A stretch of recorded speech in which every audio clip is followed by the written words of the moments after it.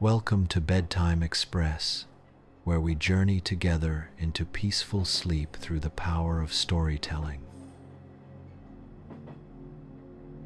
I'm your conductor, and we are about to depart in a minute. On this evening's voyage to ancient Egypt, where we'll follow the dreams and ambitions of a young pyramid builder named Khaemwaset. Tonight's story will transport you to the desert sands of Giza over 4,000 years ago, where limestone blocks gleamed under starlit skies and human hands transformed mathematical dreams into eternal monuments. You'll witness the construction of the Great Pyramid through the eyes of those who built it, experiencing their challenges, innovations, and the profound satisfaction of creating something truly timeless. Before drifting peacefully into sleep, please give us a gentle like and consider subscribing to Bedtime Express for more soothing stories.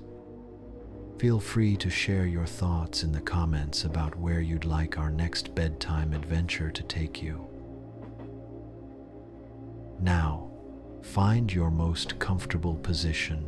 Let your breathing slow and deepen, and allow your mind to release the concerns of today. Close your eyes if you wish, and prepare to dream alongside the ancient builders as we begin our story in the time when the Nile flowed with the wisdom of ages. The Pyramid's Secret, a pyramid builder's dream.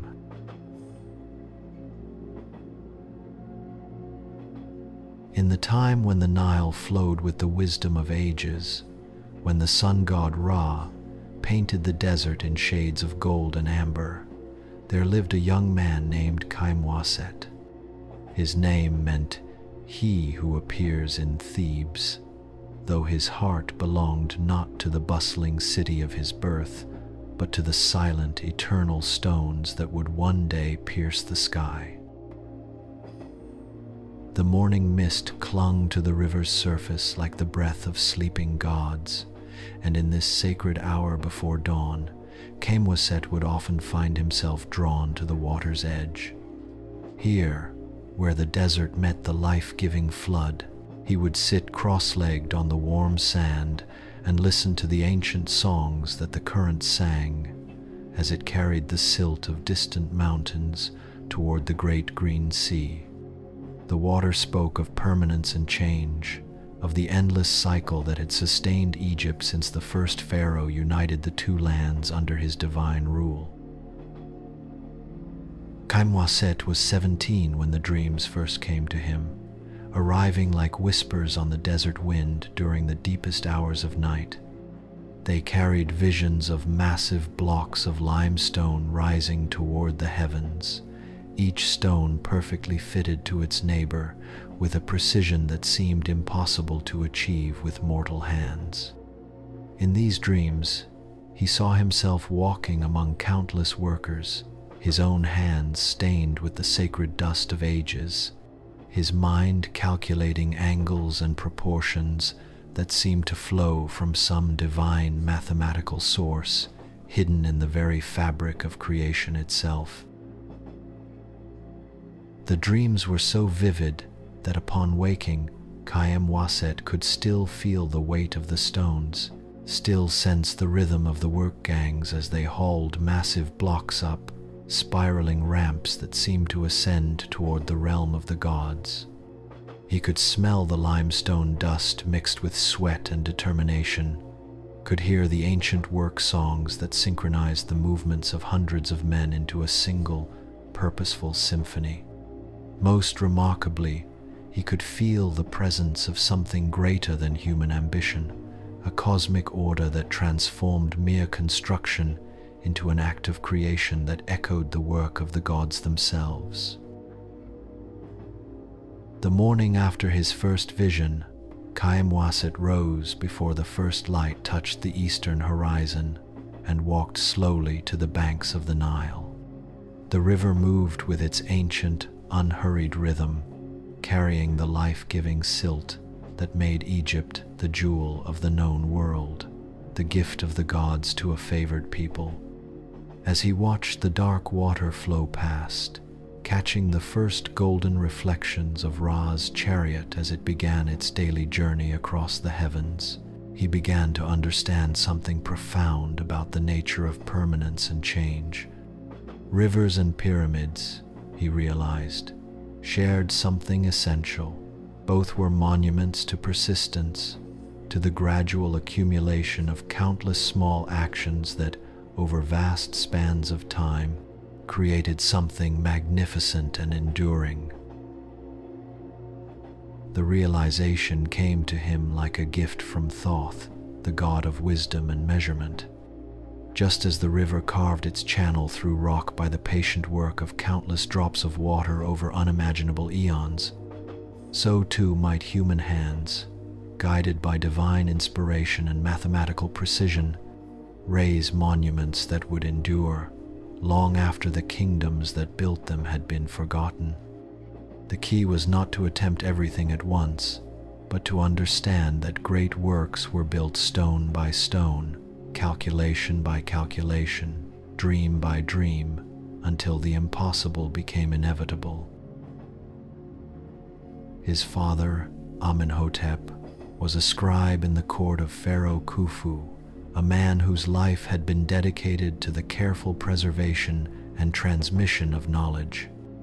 When Khaemwaset finally gathered the courage to speak of his dreams, the older man's eyes grew thoughtful, taking on the distant look of one who recognizes the hand of destiny at work in the world. Amenhotep had spent decades studying the sacred texts, copying the wisdom of previous generations onto fresh papyrus, ensuring that knowledge would not die with those who possessed it. He understood better than most that the gods spoke to mortals in many ways, not always through grand pronouncements or miraculous interventions, but sometimes through dreams and visions that seemed to arise from the deepest wells of human consciousness. "The gods speak to us in many ways, my son," Amenhotep said slowly, his voice carrying the weight of years spent in service to divine wisdom and earthly knowledge. His weathered hands, stained with ink from countless hours of copying sacred texts, gestured toward the western horizon, where the great construction projects were beginning to transform the desert landscape. "Perhaps they are calling you to serve in a different manner than I have served, to contribute to their glory through works of stone rather than works of papyrus. The scribes preserve knowledge, but the builders make knowledge manifest in the physical world, creating monuments that will teach future generations about the power of divine inspiration working through human hands." It was Amenhotep who arranged for his son to meet Hemiunu, the royal architect and nephew to Pharaoh Khufu himself, a man whose reputation for wisdom and skill had spread throughout the kingdom. Hemiunu was a figure of legendary competence, a master who had synthesized the accumulated knowledge of generations of Egyptian builders into a comprehensive understanding of construction that seemed almost supernatural in its scope and precision. He was a man of middle years, with intelligent dark eyes that seemed to perceive not just the visible world but the invisible forces that shaped it, and hands that moved with unconscious grace, as if he were constantly shaping invisible structures in the air around him, testing proportions and angles in the realm of pure thought. When Khaemwaset was brought before the great architect, he felt immediately that he was in the presence of someone who understood secrets that were hidden from ordinary mortals. Hemiunu studied the young man with the intense concentration of one who had learned to measure not just stone and timber, but the hearts and minds of men, evaluating their capacity for the kind of dedication that great works required. The architect's gaze seemed to penetrate beyond surface appearances, to examine the fundamental character that would determine whether this youth possessed the rare combination of vision, skill, and perseverance necessary for the sacred work of pyramid building. "Tell me of your dreams," Hemiunu commanded, and something in his voice suggested that dreams were not mere fantasies to be dismissed as products of an overheated imagination, but blueprints written in the divine language that connected mortal consciousness to cosmic order. His tone carried both authority and genuine curiosity, the voice of a master who had learned that inspiration could arise from the most unexpected sources, and who had trained himself to recognize the signs of authentic calling when they appeared. Khaemwaset spoke hesitantly at first, uncertain how to translate the vivid experiences of his sleeping mind into words that could convey their significance to another person. But as he saw the spark of recognition growing in Hemiunu's eyes, his confidence increased, and his voice grew stronger as he described visions that seemed to come from beyond his own experience and knowledge. He spoke of stones so massive that their movement seemed impossible, according to ordinary understanding, yet flowing into place with the effortless grace of water finding its natural level. He described ramps that spiraled around, growing monuments like the coils of the great serpent that encircled the world, and of workers who moved not as slaves driven by the lash and fear, but as willing participants in something sacred, their faces illuminated by the joy of contributing to a work that would outlast empires. The images that poured from Khaemwaset's lips painted a picture of construction as a form of worship, a way of participating in the divine work of creation itself.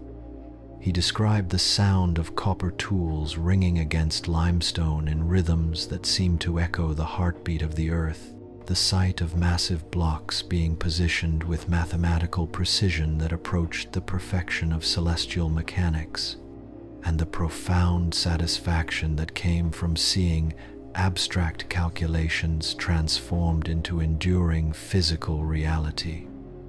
Most remarkably, he spoke of a sense of connection that seemed to unite all the workers in their common purpose, as if the pyramid itself was a living entity that drew its builders together in bonds stronger than those of blood or tribe. "You see, truly," Hemiunu said when the young man finished speaking, his voice filled with a mixture of surprise and satisfaction that suggested he had found something rare and valuable. "The pyramid is not built by force alone, nor even by skill and knowledge, though these are essential. It is built by understanding of stone and sky, of leverage and proportion, of the mathematical principles that govern both physical forces and spiritual transformation, and perhaps most importantly, understanding of the hearts of men and women, and the divine will that works through them when they are united in common purpose. Come, let me show you something that few mortals have seen, something that will help you comprehend the true nature of the work to which you are being called." Hemiunu led Khaemwaset through winding corridors deep within his residence, past rooms filled with scrolls and instruments, until they reached a chamber that seemed to exist at the very heart of the pyramid building enterprise. Here, the walls were covered with papyrus scrolls containing calculations written in hieroglyphs that seemed to dance with their own inner life. Wooden models that demonstrated principles of leverage and proportion, and most remarkably, a perfect scale model of the Great Pyramid itself, every angle and measurement reproduced with stunning accuracy. The model seemed to glow with its own inner light, its sides sloping at exactly the angle that would allow the pharaoh's soul to follow the paths of the circumpolar stars to the realm of eternal life among the imperishable ones. The chamber was like a temple dedicated to the marriage of divine inspiration and human knowledge, a place where the abstract principles that governed the cosmos could be studied and applied to the physical world. Charts showing the movements of stars covered one wall, their positions calculated with astronomical precision to ensure perfect alignment with the cardinal directions. Another wall displayed cross-sections of the pyramid's internal structure, revealing the complex system of passages and chambers that would guide the pharaoh's spiritual journey and protect his physical form throughout eternity. The air itself seemed to vibrate with intellectual energy, as if the very thoughts of the master builders had taken on substance and lingered in this sacred space. The pyramid begins not with the first stone laid upon the bedrock, Khaemwaset explained, his fingers tracing the edges of the model with the reverent touch of one handling a sacred relic. It begins with the understanding that we are creating something far more significant than a tomb or even a monument to royal power. We are creating a machine for eternity, a device that will transform the mortal pharaoh into an imperishable star, and in doing so, we ensure the continued prosperity and divine protection of all Egypt. Every angle, every proportion, every technique we employ must serve this ultimate purpose, which is nothing less than the maintenance of cosmic order itself. The master architect continued his explanation, revealing layer after layer of meaning embedded in the pyramid's design.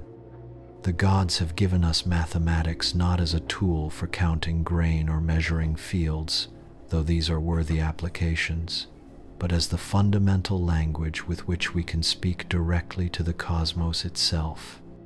Through precise calculation and perfect execution, we participate in the divine work of creation, adding our small but essential contribution to the order that maintains the universe in its proper balance. The pyramid is thus both a physical structure and a spiritual instrument, both a demonstration of human capability and an acknowledgement of our dependence on divine guidance. That night, as Khaemwaset lay on his sleeping mat, with his mind reeling from all he had seen and heard, he felt the weight of destiny settling around him like the sacred cloak worn by the pharaoh during religious ceremonies. The dreams came again, but now they were different, more vivid, more detailed, filled with technical knowledge that he had never consciously acquired, but that seemed to flow into his sleeping mind from some inexhaustible divine source. He saw the Giza plateau as it would eventually become, with 3 great pyramids standing like geometric mountains against the endless sky, their perfect forms serving as eternal witnesses to human aspiration guided by divine wisdom. He saw the great Sphinx, still sleeping in the living rock, waiting to be awakened by the tools and vision of future generations of builders who would recognize its hidden form and liberate it from its stony prison. In these enhanced visions, Khaemwaset began to perceive the deeper patterns that connected all the great works of Egypt. The pyramids were not isolated monuments, but part of a vast cosmic design that included temples, obelisks, and statues, all precisely positioned according to astronomical calculations that reflected the structure of the heavens themselves. The builders were not merely constructing individual buildings, but participating in the creation of a terrestrial mirror of celestial order, transforming the Nile Valley into a sacred landscape that would serve as a bridge between the mortal world and the realm of the gods. The first time Khaemwaset set foot on the Giza plateau, the sun was still hidden below the eastern horizon, but the sky glowed with the soft promise of Ra's daily rebirth. The air was cool and perfectly still, carrying the mingled scents of limestone dust and wood smoke from countless cooking fires, creating an atmosphere that seemed charged with anticipation and sacred purpose. Around him, the vast construction site was already stirring to life, like some enormous creature awakening from sleep, with thousands of workers beginning their daily transformation of divine vision into physical reality. Hemiunu walked beside him with the measured pace of one who had learned to see the construction site not as chaos, but as a complex organism whose every part served the greater whole.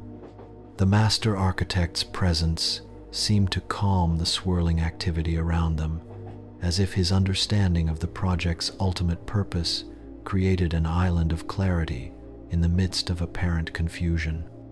His voice, when he spoke, carried easily over the growing din of human activity, trained by years of directing massive construction projects to project authority without strain.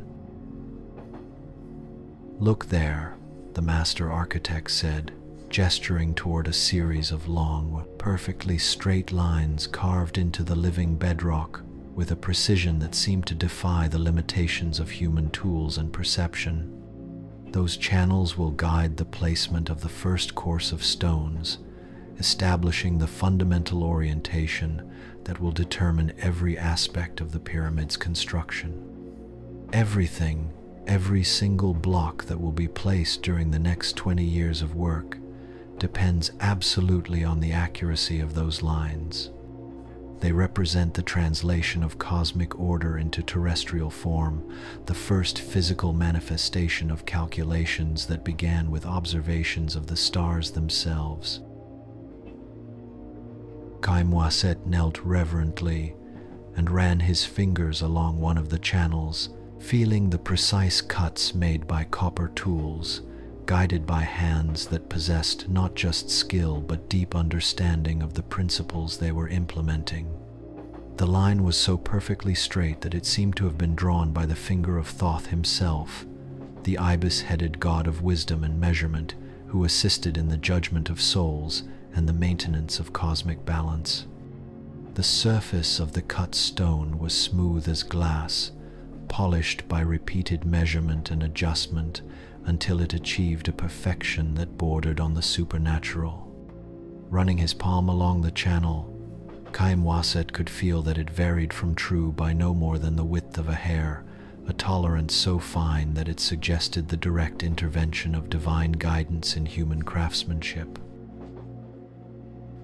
"How can mortal hands achieve such certainty of direction?" he asked, his voice filled with wonder at the implications of what he was experiencing through his fingertips.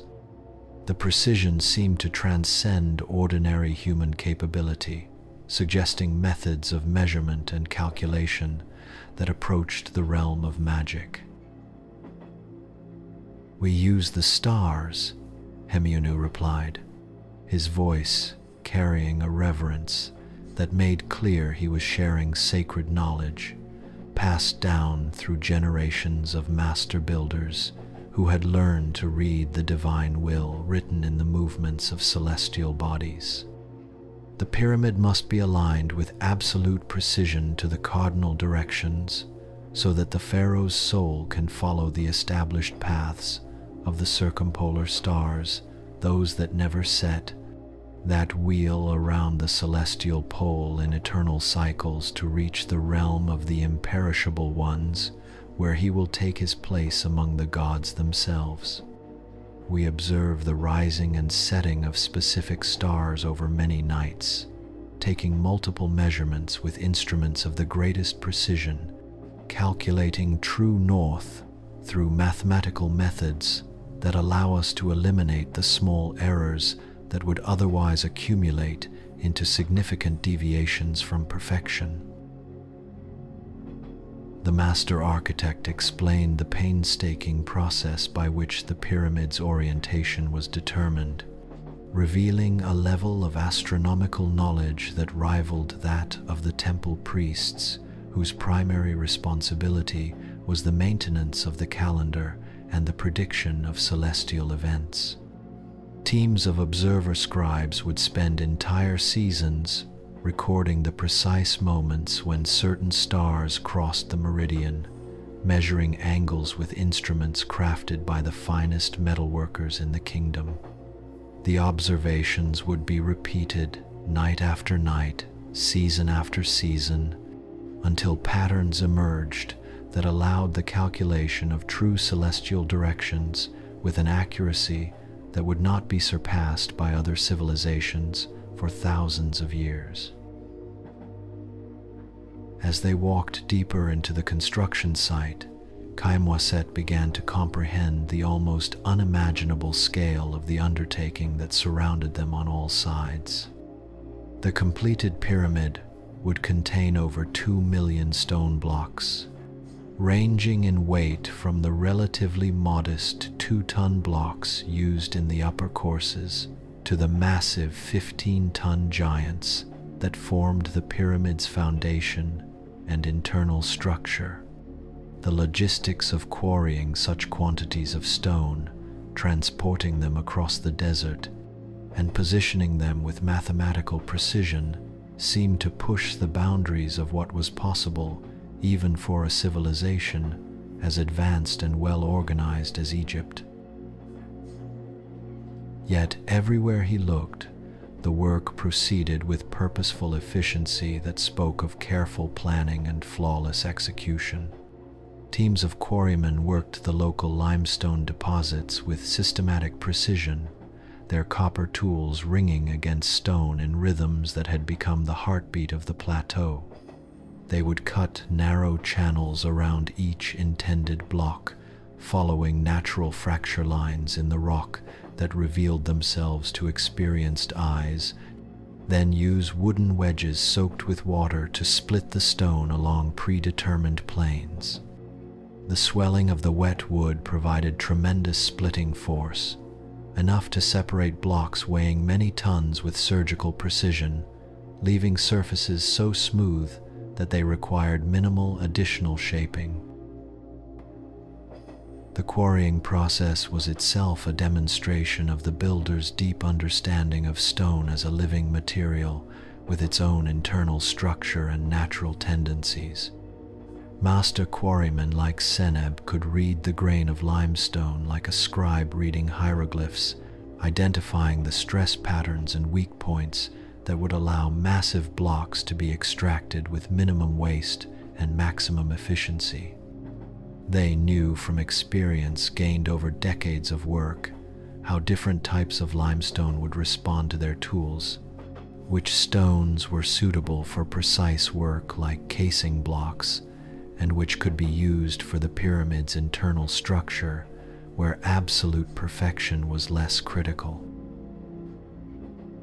Other specialized teams operated the revolutionary ramp system that allowed massive stones to be moved from the quarries to their final positions in the growing pyramid. Khaemwaset watched in fascination as groups of 20 or 30 men hauled blocks weighing several tons up the sloping roadways, using thick ropes woven from papyrus fibers and wooden rollers that distributed the weight and reduced friction. The men chanted as they worked, their voices rising and falling in ancient songs that served multiple purposes, coordinating their efforts, maintaining the rhythm necessary for efficient teamwork, and invoking the protection of the gods for dangerous work that required perfect cooperation. The ramp system represents perhaps our greatest innovation, Himeyunu explained with obvious pride in the engineering achievement it represented. Not the basic concept men have used ramps to move heavy objects since the very beginning of organized construction, but the sophisticated design that allows us to lift millions of tons of stone to unprecedented heights. These ramps spiral around the pyramid as it rises, always maintaining the optimal angle for efficient hauling while taking up minimal space on the construction site and interfering as little as possible with other essential activities. The ramp system was a masterpiece of engineering that demonstrated the builder's ability to solve complex three-dimensional problems through pure mathematical reasoning. As the pyramid grew higher, conventional straight ramps would have become impossibly long and steep, requiring more material to build than the pyramid itself. The spiral design solved this problem elegantly, allowing the ramps to maintain a manageable gradient while following the pyramid's perimeter, rising level by level in a helical pattern that seemed to echo the cosmic spirals observed in the movements of celestial bodies. Khaemwaset spent his first weeks on the site learning the most fundamental aspects of pyramid construction, beginning with knowledge so basic that experienced workers took it for granted, but that was absolutely essential for anyone who hoped to understand the deeper principles of the art. He learned to identify different grades of limestone by sight and touch, developing the ability to assess a stone's suitability for specific applications without need for extensive testing. He discovered that the finest white limestone from the Tura quarries across the river was reserved for the outer casing blocks that would give the finished pyramid its perfect geometric appearance, while rougher local stone could be used for the internal structure where visual perfection was less important than structural integrity. The education of his hands proceeded alongside the education of his mind, as he learned to use the deceptively simple but extraordinarily effective tools that made pyramid construction possible. Copper chisels of various sizes and shapes, each designed for specific applications, became extensions of his will as he learned to shape stone with increasing precision. Wooden mallets, their weight and balance carefully calculated to deliver maximum force with minimum fatigue, taught him the rhythm of stonework that would become as natural as breathing. Ropes woven from papyrus fibers, stronger than they appeared and capable of supporting enormous loads when properly used, showed him how human ingenuity could multiply natural materials into tools of almost unlimited capability. But perhaps the most important tool of all was the lever, that simple device that could multiply human strength many times over when properly applied.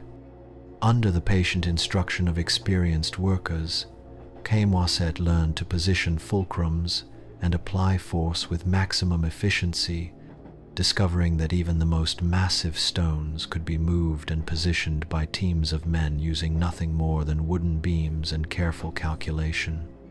The lever was more than just a mechanical device. It was a symbol of the principle that intelligent application of force could overcome apparently impossible obstacles, that human beings could achieve godlike power through understanding rather than mere brute strength.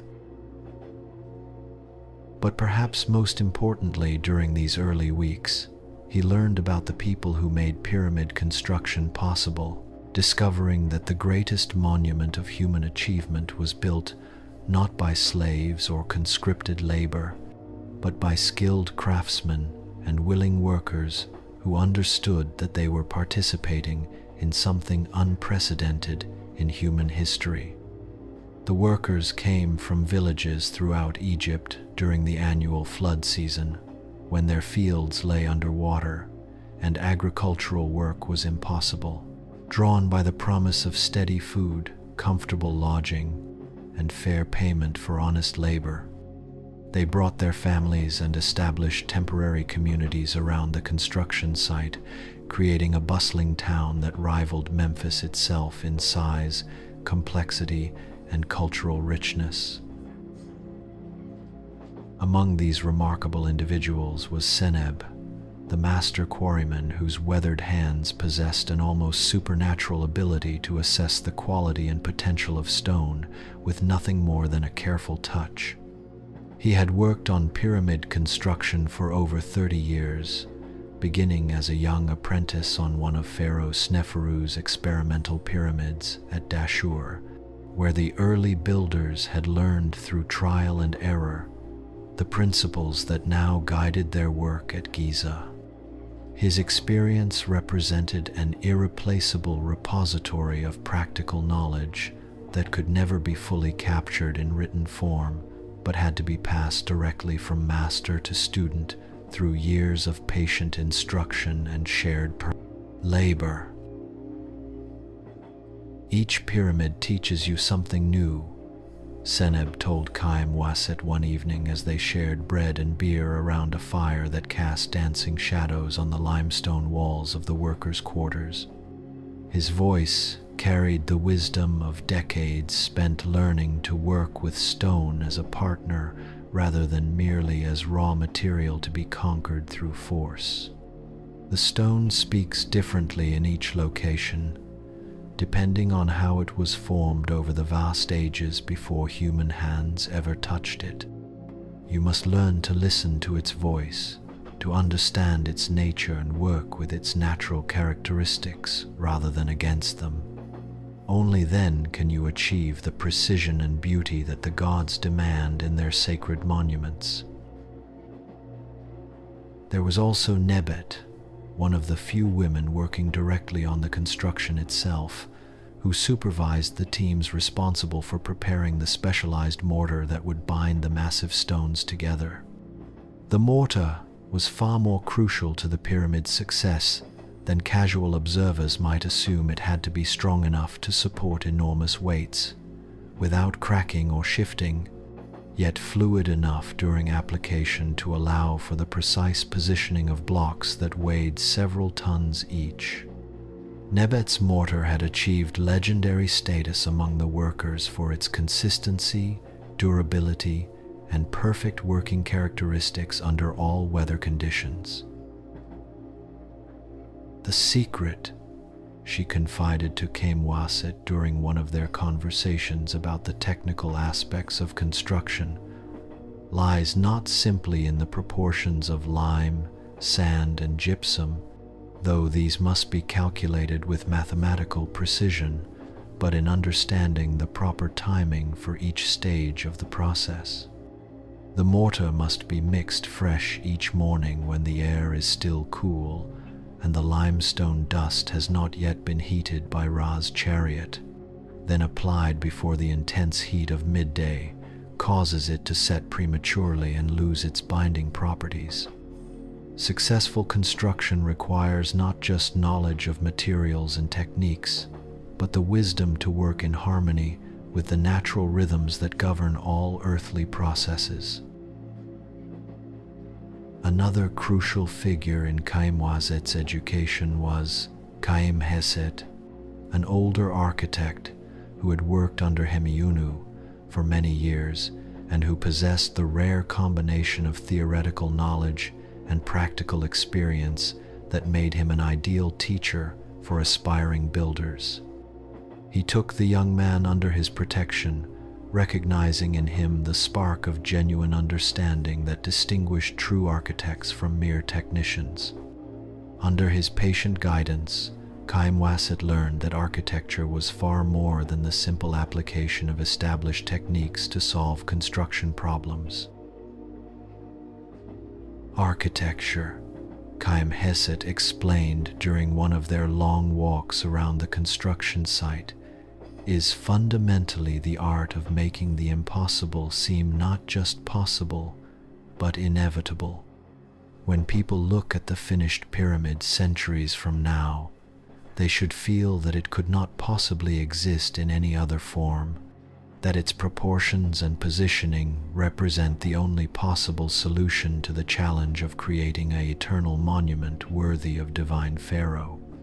This sense of inevitability can only be achieved when every decision, from the grandest conceptual framework to the smallest technical detail, serves the unified vision that gives meaning to the entire enterprise. Under Khaemwaset's expert tutelage, Khaemwaset learned to survey the construction site using instruments and techniques that combined mathematical precision with practical wisdom gained through generations of experience. He mastered the use of the merket, a sighting instrument that allowed precise alignment with stellar positions, and the bay, a palm rib with a plumb bob that could determine true vertical with extraordinary accuracy. He learned to calculate stress loads on different parts of the developing structure, understanding how the pyramid's carefully designed shape distributed the enormous weight of millions of tons of stone safely into the bedrock foundation that would support it throughout eternity. One morning, as the sun climbed above the eastern horizon and bathed the entire construction site in golden light that made the limestone blocks seem to glow with their own inner fire, Hemiunu summoned Khaemwaset to join him at the very top of the growing pyramid. The structure had reached a height of perhaps 50 feet at this point, its base already revealing the perfect proportions that would characterize the finished monument and demonstrate the builder's mastery of both mathematical principles and practical construction techniques. The climb to the top required careful navigation of the stepped courses of stone, each level representing weeks or months of coordinated effort by hundreds of skilled workers. From this elevated vantage point, Khaemwaset could see for the first time the entire scope of the project that was consuming the energy and resources of the entire kingdom. The pyramid itself, impressive as it already was, occupied only a small portion of the vast construction site that sprawled across the plateau like a temporary city dedicated to a single, overwhelming purpose. Around the central monument, like the organs of a vast living body, were the quarries where teams of workers extracted limestone from the living rock, the workshops where specialized components were crafted with jeweler's precision, the storage areas where tools and materials were organized with military efficiency, and the residential areas where thousands of workers and their families had created a thriving community. The sight was both overwhelming and inspiring, a demonstration of human capability that seemed to approach the realm of divine power. Everywhere Khaemwaset looked, he could see evidence of careful planning and flawless execution of individual skills coordinated into collective achievement that transcended what any single person could have imagined possible. The smooth functioning of this vast enterprise required not just technical knowledge but organizational genius of the highest order, the ability to coordinate thousands of different activities into a single, unified effort directed toward an ultimate goal that might not be achieved for decades. "Do you see how it all fits together?"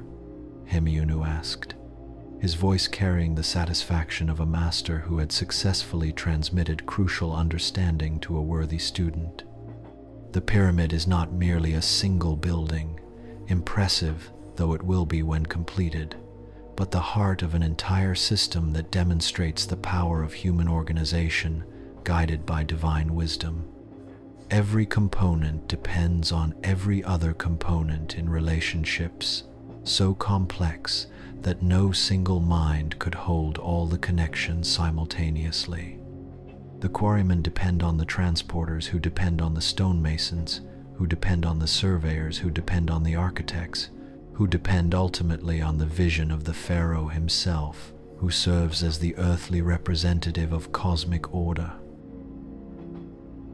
As they stood there together, watching the ant-like activity spread out below them in patterns that revealed their underlying logic only to those who understood the grand design, Khaemwaset began to grasp something profound about the nature of great works and the human capacity for achievement. The pyramid was being built not through superhuman effort or miraculous intervention, though the gods certainly provided guidance and inspiration, but through the coordinated application of very human qualities, knowledge patiently acquired, skills carefully developed, and determination sustained over years of demanding labor. Each worker contributed a relatively small part to the whole, but the sum of all those individual contributions was creating something that transcended what any person could achieve working alone. This is what the gods intended when they gave us the divine gift of consciousness and the ability to dream of things that do not yet exist in the physical world. Hemiunu said softly, his words carrying the weight of a truth that had been revealed to him through years of dedication to sacred work. They gave us the power to make our dreams real through our own hands and hearts, but only when those hands and hearts are united in common purpose and guided by understanding of the principles that govern both earthly construction and cosmic order. The pyramid is not built by magic, though it will seem magical to those who do not understand the methods involved, but by something more wonderful, by the magic that lives within human beings when they work together toward a goal that serves purposes greater than their individual desires. As the seasons passed with the stately rhythm that had governed Egyptian life since the first dynasties united the two lands, and the Great Pyramid rose steadily toward the sky like a geometric mountain born from human dreams, Khaemwaset's role in the construction evolved from eager apprentice to respected assistant architect. His hands, once soft from his scholarly upbringing in his father's house, had become calloused and strong from years of working with stone, rope, and the 1,000 tools that made pyramid construction possible. His mind, always quick with numbers and calculations, had developed an intuitive understanding of structural engineering that seemed to flow from some deep, instinctive source that connected mathematical principles to physical reality in ways that could not be taught through words alone. The pyramid was now over 150 feet high, its stepped sides rising like a geometric mountain against the desert sky that seemed to stretch endlessly in all directions.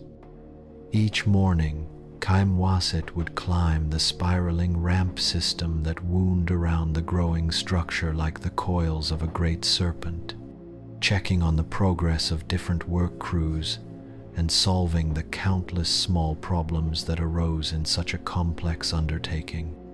The work had become a kind of meditation for him, a daily ritual that connected him to the rhythm of construction and the deeper patterns that governed all great works.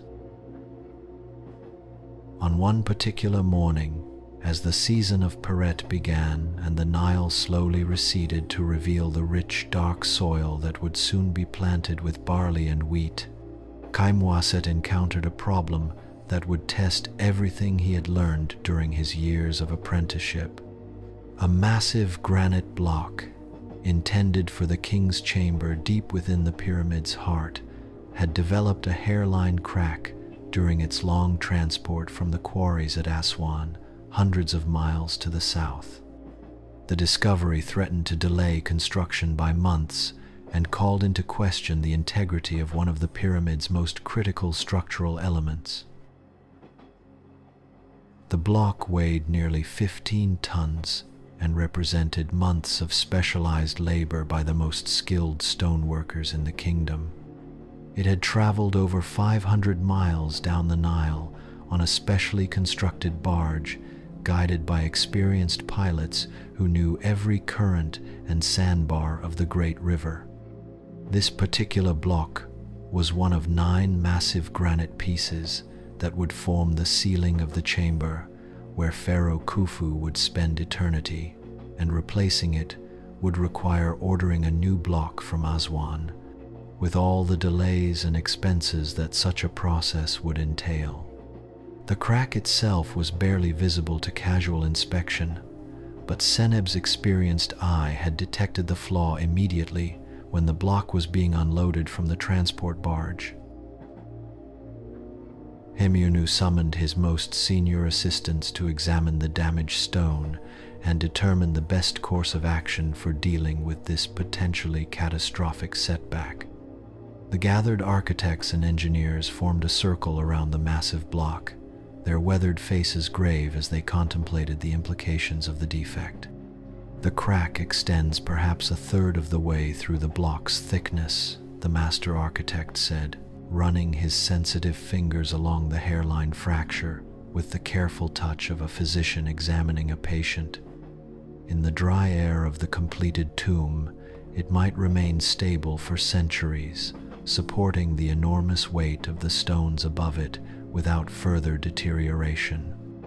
Or it might spread gradually under stress, eventually causing catastrophic failure that could compromise the entire chamber and dishonor the pharaoh's eternal rest.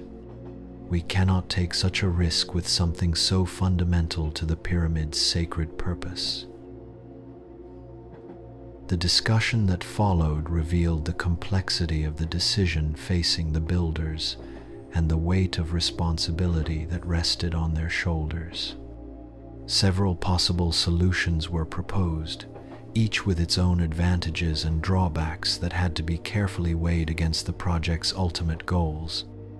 They could order a replacement block from the Aswan quarries, but this would delay the construction of the king's chamber by at least 6 months and might disrupt the carefully planned sequence of work that kept the entire project moving forward efficiently.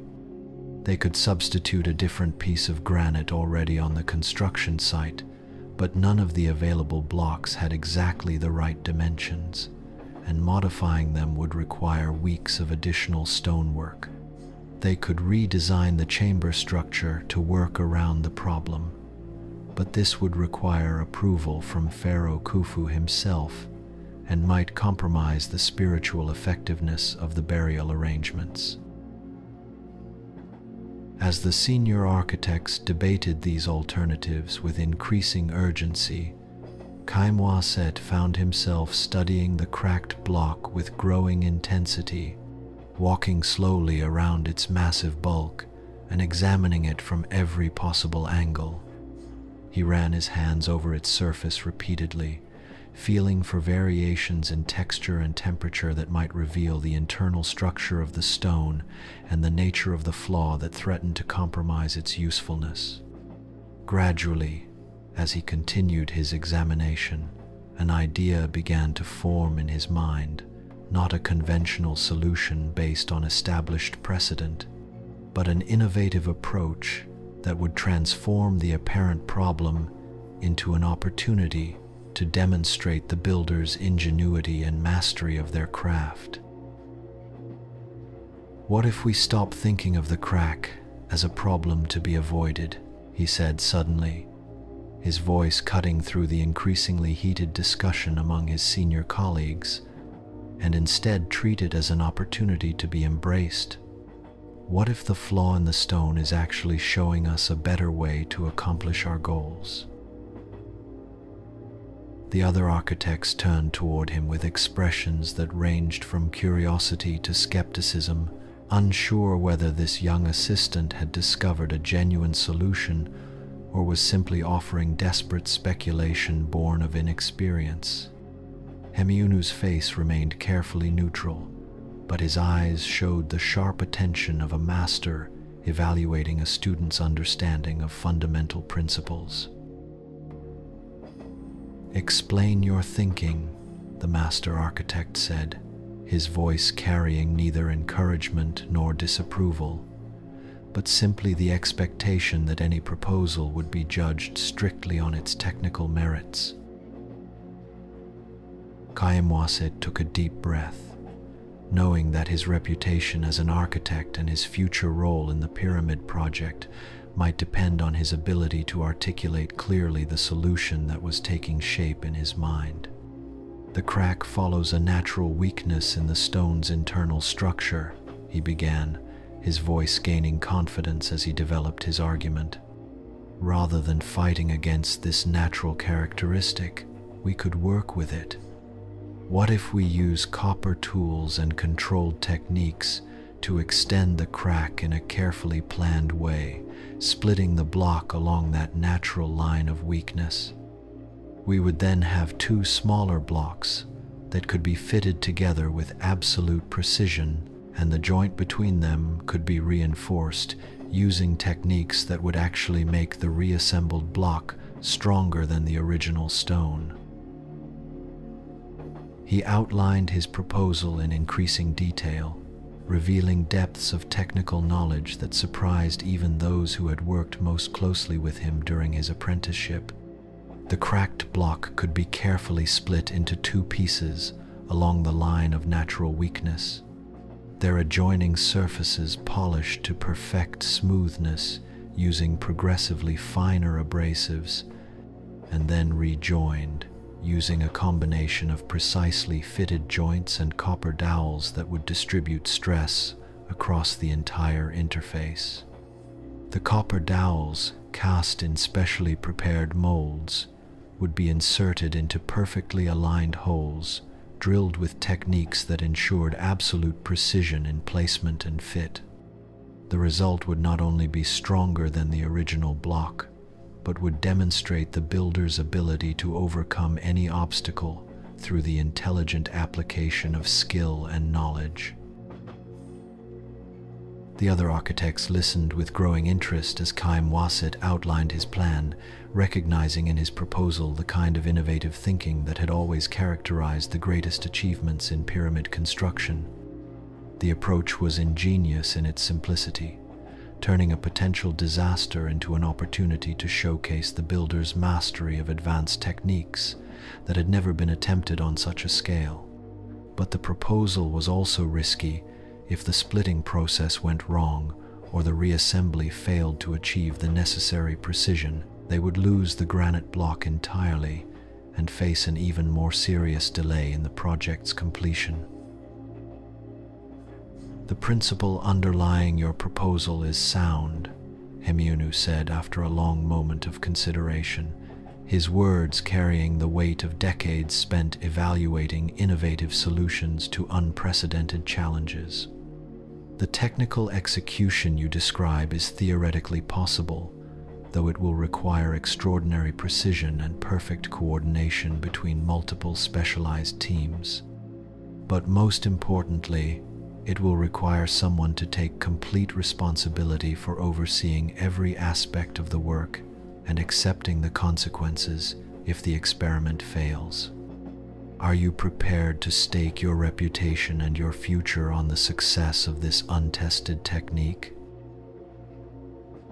Khaemwaset felt the weight of the moment settling on his shoulders like the ceremonial cloak worn by high priests during the most sacred rituals. This was more than just a test of his technical knowledge or practical skills. It was an opportunity to prove that he had truly internalized the lessons of the master builders, that he could innovate solutions to problems that had no precedent in the existing body of architectural knowledge. The success or failure of his approach would determine not just the fate of a single granite block, but his own future role in the great work of pyramid construction. "Yes, Master Hemiunu," he replied, his voice steady despite the magnitude of the responsibility he was accepting. "I am ready to take full responsibility for this work." The repair project began at dawn the following morning, with Khaemwaset assembling a team that included the most skilled stonemasons, metal workers, and precision craftsmen available on the construction site. Among them was Seneb, whose unmatched experience with granite made him an invaluable advisor on the properties and behavior of the stone they would be working with.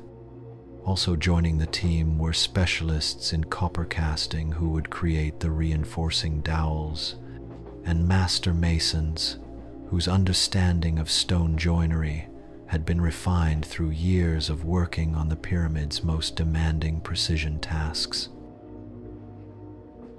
The work began with the delicate process of extending the existing crack, using copper chisels and wooden wedges, following the natural grain of the granite with painstaking precision. Every cut had to be made with perfect accuracy, because any deviation from the planned path would make it impossible to rejoin the pieces with the precision that success required. The team worked in shifts, with fresh craftsmen taking over when fatigue threatened the steady hands and clear judgment that such delicate work demanded. Progress was measured in fractions of inches per day, as each cut was carefully planned, executed, and inspected before the next phase of work could begin. The splitting process took 5 days of concentrated effort, with the entire construction site watching anxiously as the experimental technique either proved its worth or failed catastrophically. Each morning brought new challenges as the crack was extended deeper into the stone's interior, revealing variations in the granite's internal structure that required constant adjustment of techniques and approaches. Khaemwaset found himself working from before dawn until well after sunset, checking every detail personally and making the countless small decisions that would determine the ultimate success or failure of the enterprise.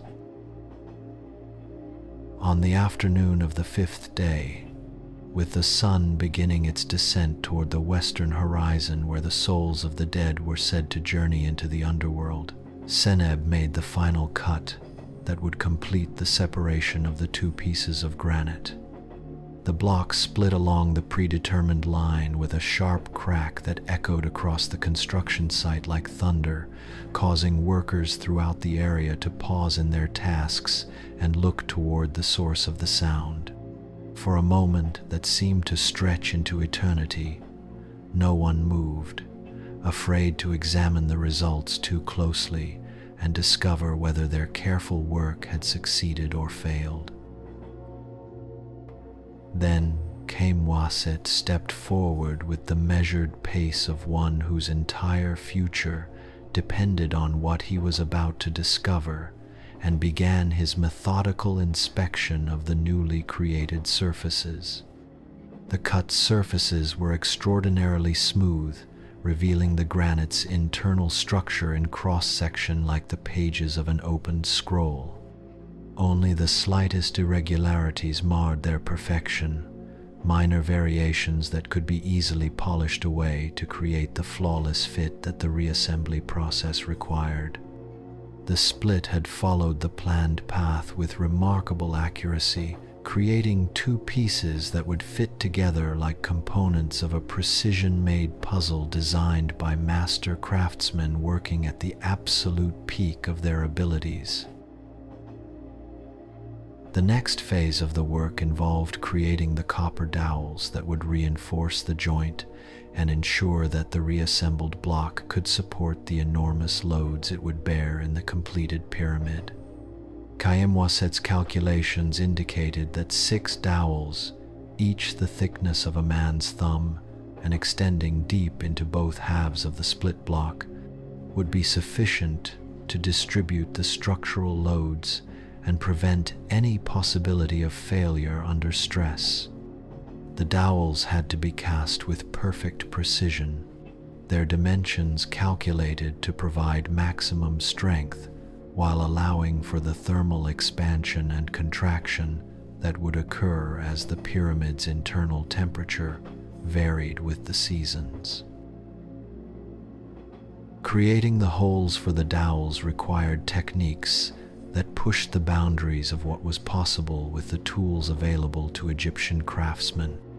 Copper tubes were used as drilling guides, with sand and water serving as abrasive media that gradually wore away the granite in perfectly circular patterns.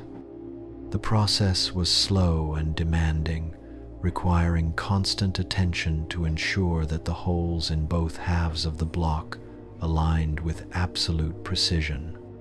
Any error in alignment, no matter how small, would prevent the dowels from fitting properly and compromise the strength of the entire repair.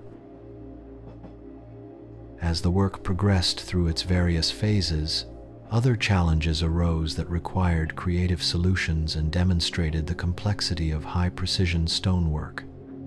The mortar used to seal the joint between the two halves had to be specially formulated to match the strength and expansion characteristics of granite, requiring experiments with different combinations of lime, sand, and other materials until the perfect formula was discovered. The positioning of the reassembled block within the king's chamber had to be adjusted slightly to account for the thickness of the joint, necessitating modifications to the surrounding stonework that rippled outward through multiple related components. Each challenge was met with the same methodical approach that had characterized the entire project: careful analysis of the problem, consideration of all possible solutions, selection of the approach most likely to succeed, and flawless execution of the chosen technique. Khaemwaset found himself drawing on every aspect of his education, from the mathematical principles he had learned from his father to the practical skills acquired through years of hands-on work with stone and metal. The project became a comprehensive test of everything he had learned about pyramid construction and a demonstration of his ability to innovate when established techniques proved inadequate. Finally, after 2 weeks of intensive work that had consumed the attention of some of the most skilled craftsmen in Egypt, the repaired granite block was ready for installation in its intended position within the king's chamber. The chamber itself was a marvel of precision engineering, a perfectly rectangular room carved from the living rock at the pyramid's heart, its walls and ceiling fitted with granite blocks, cut to tolerances that would challenge even modern craftsmen. Every surface was perfectly smooth, every angle exactly right, creating a space that seemed to exist outside the ordinary world of mortal experience. The installation of the repaired block required the coordinated effort of nearly 50 workers, using a complex system of ropes, levers, and wooden supports to maneuver the massive pieces into position high within the pyramid's interior. The work had to be done by the flickering light of oil lamps and torches, in the confined space of passages and chambers that had never been designed for easy access during construction. Every movement had to be carefully planned and precisely executed, with constant awareness that any mistake could damage not just the granite blocks, but the entire chamber, and possibly injure the workers involved in the delicate operation. When the block was finally positioned, and the joint between its two halves became virtually invisible even to close inspection, Khaemwaset felt a profound sense of accomplishment that went far beyond mere professional satisfaction. He had not only solved a difficult technical problem, but had done so in a way that demonstrated the builder's complete mastery over their materials and techniques. The repaired block was actually stronger than the original would have been, because every aspect of its construction had been carefully considered and optimized according to the most advanced engineering principles available to Egyptian science. More importantly, the success of the repair had established new techniques that could be applied to future challenges, expanding the body of knowledge that made pyramid construction possible. Emiunu, who had observed the entire process with the keen attention of a master evaluating the work of a promising student, sought out Khaemwaset that evening as they stood together in the growing shadow of the pyramid. The master architect's weathered face showed the satisfaction of one who had successfully transmitted crucial knowledge to a worthy successor, ensuring that the traditions of Egyptian building would continue to evolve and improve. Today, you proved that you understand the most important principle of architecture, he said, his words carrying the weight of formal recognition and acceptance into the highest ranks of the building profession. A competent architect follows established procedures and builds successfully using proven techniques. But a true architect finds new solutions when circumstances demand innovation, creating methods that expand the possibilities available to future generations. Today, you demonstrated that you can think like a master builder, not merely like a skilled craftsman. As the seasons continued their eternal cycle and the pyramid climbed steadily higher toward its destined meeting with the stars, Khaemwaset found himself taking on greater responsibilities within the complex hierarchy of the construction project.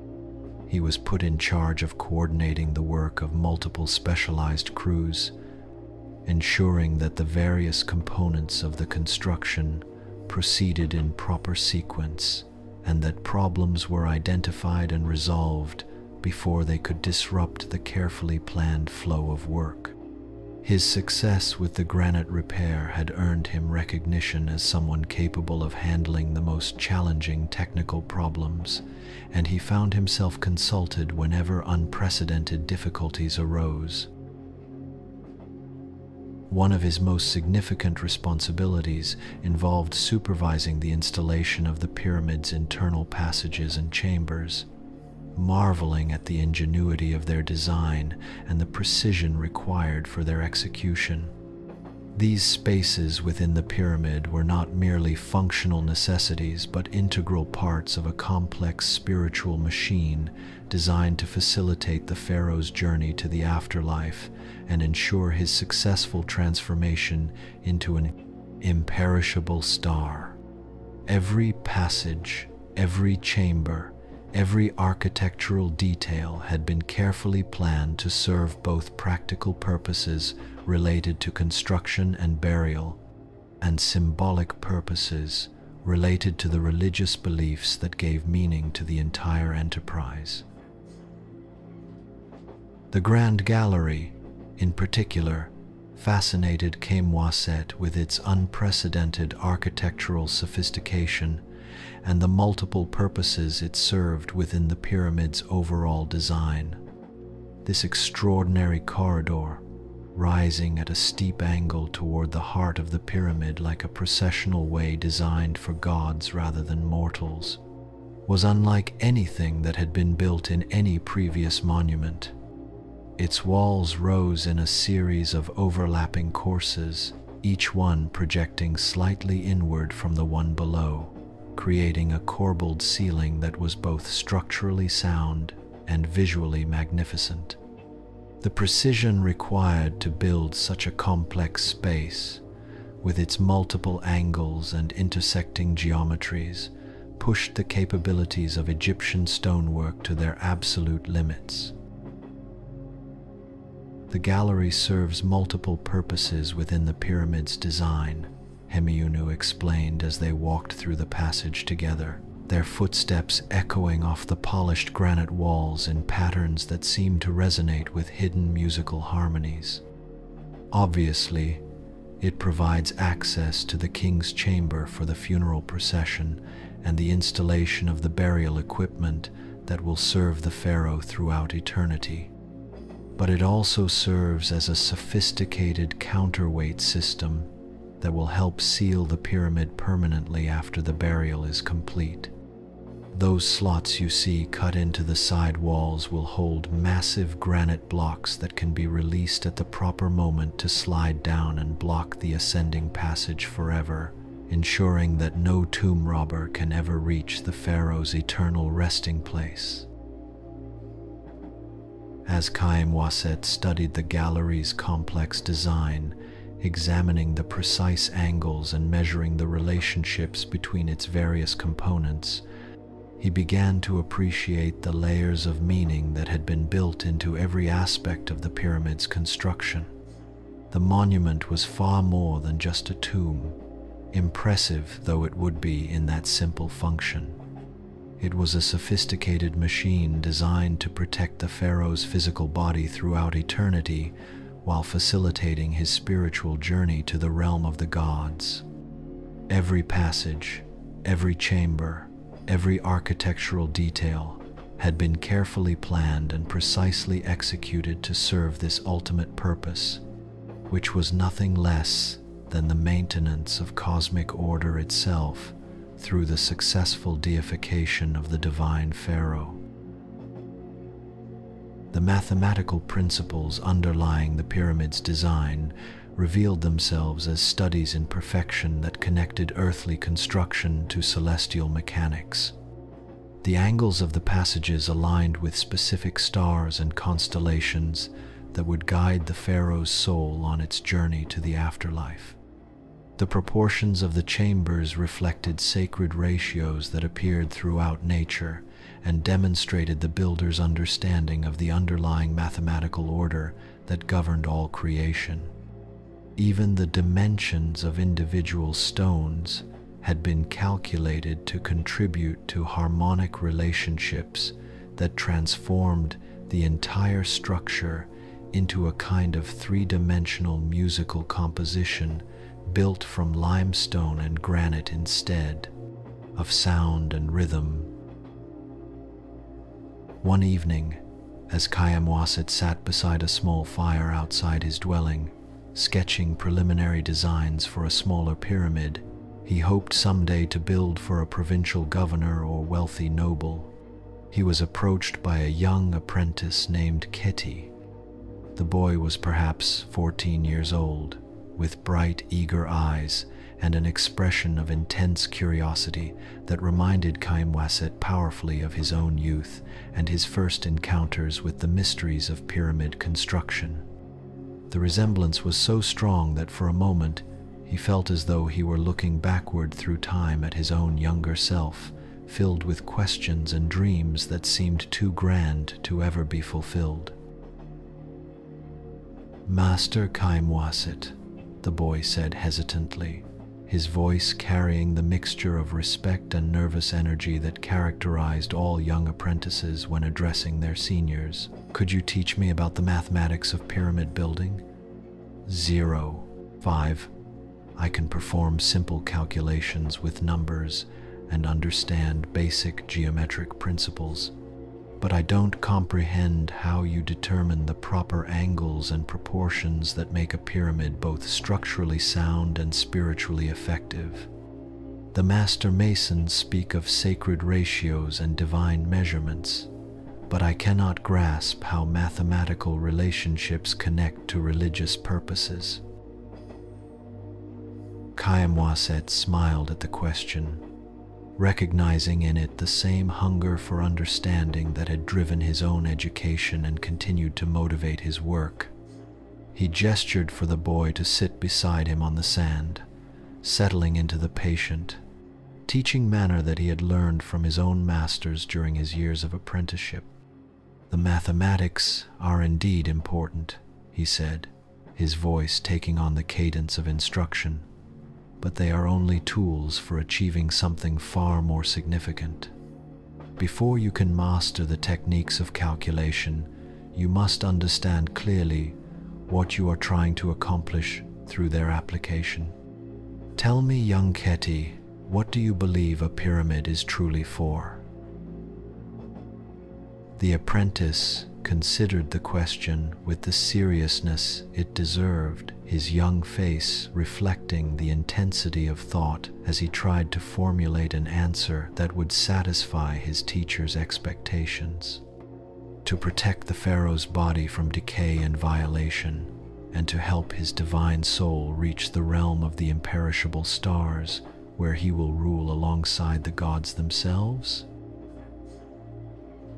"That is correct as far as it goes," Khaemwaset replied with approval, but it represents only part of the full truth that gives meaning to our work.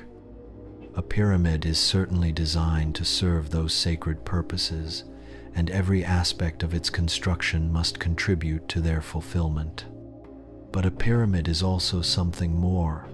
It is a statement about what human beings can accomplish when they combine divine inspiration with earthly skill, when they work together in pursuit of goals that transcend individual ambition or personal benefit. It is a demonstration of our ability to transform dreams and visions into permanent reality, to create something that will endure long after we ourselves have returned to the earth from which we came. When you understand this deeper purpose, the mathematics become much more than mere numbers. They become the language through which we speak directly to eternity itself. As they talked deep into the night, with the Great Pyramid looming above them like a geometric mountain that seemed to bridge the gap between earth and heaven, Khaemwaset found himself reflecting on the continuity of knowledge and skill that made such monuments possible. Each generation of builders passed their hard-won understanding to the next, adding their own discoveries and innovations to the accumulated wisdom of ages. The techniques that seemed so sophisticated and advanced were actually the result of centuries of gradual improvement, of countless individual contributions that had been preserved, refined, and transmitted through the unbroken chain of master-to-student relationships that maintained the building traditions. The pyramid would indeed outlast them all, standing as a monument to Pharaoh Khufu's divine power and his successful journey to the afterlife. But it would also carry within its perfectly fitted stones the knowledge, dedication, and dreams of every person who had contributed to its construction. The quarrymen whose strong backs had extracted limestone from the living rock, the transporters whose skill had moved massive blocks across impossible distances, the masons whose patient hands had shaped rough stone into precisely fitted components, the architects whose minds had solved problems that had never existed before, all of them would live on in the monument they had created together. In that sense, they were building not just a tomb for one pharaoh, but a monument to the human capacity for creating beauty, meaning, and permanence in a world that often seemed dominated by chaos, decay, and uncertainty. The Great Pyramid had reached a height of over 400 feet when the most challenging and dangerous phase of construction began, testing every skill and technique that the builders had developed during years of patient work. With each successive course of stones, the work became exponentially more difficult and perilous, as massive blocks had to be hauled ever higher on the spiraling ramp system while maintaining the mathematical precision that would ensure the monument's structural integrity and spiritual effectiveness. The margin for error decreased with each level, as small mistakes that might be correctable near ground level could prove catastrophic when they occurred hundreds of feet above the desert floor. Khaemwaset, now recognized as one of Hemyunu's most trusted assistants and a master architect in his own right, found himself responsible for coordinating the installation of the pyramid's outer casing, the final layer of fine white limestone that would give the completed monument its perfect geometric form. These casing stones were crafted from the finest limestone available in all of Egypt, quarried from the famous deposits at Tura across the river from Memphis, and transported to Giza with extraordinary care to prevent any damage that might mar their flawless surfaces. Each block had been cut with jeweler's precision, their outer surfaces polished to mirror-like smoothness that would cause the completed pyramid to shine like a beacon visible for miles across the desert. The casing stones represented the ultimate test of Egyptian stoneworking skills, requiring techniques and precision that pushed the boundaries of what was possible with copper tools and human labor. Unlike the core blocks, which could be roughly shaped and fitted with mortar to fill any gaps between them, the casing stones had to fit together with perfect precision, their joints so tight that not even a knife blade could be inserted between adjacent blocks.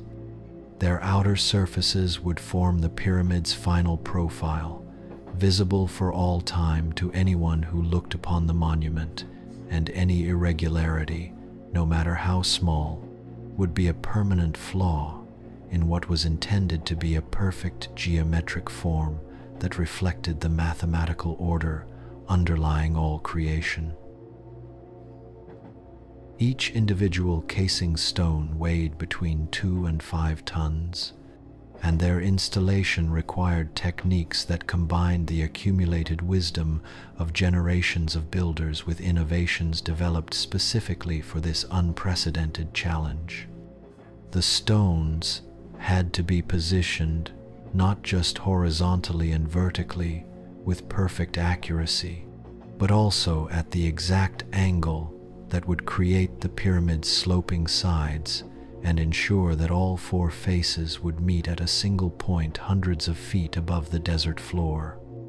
This angle, approximately 51 degrees and 52 minutes, had been chosen through careful mathematical calculation to create the proper relationship between the pyramid's height and its base dimensions, ensuring both structural stability that would last through eternity and spiritual significance that would facilitate the pharaoh's journey to the afterlife.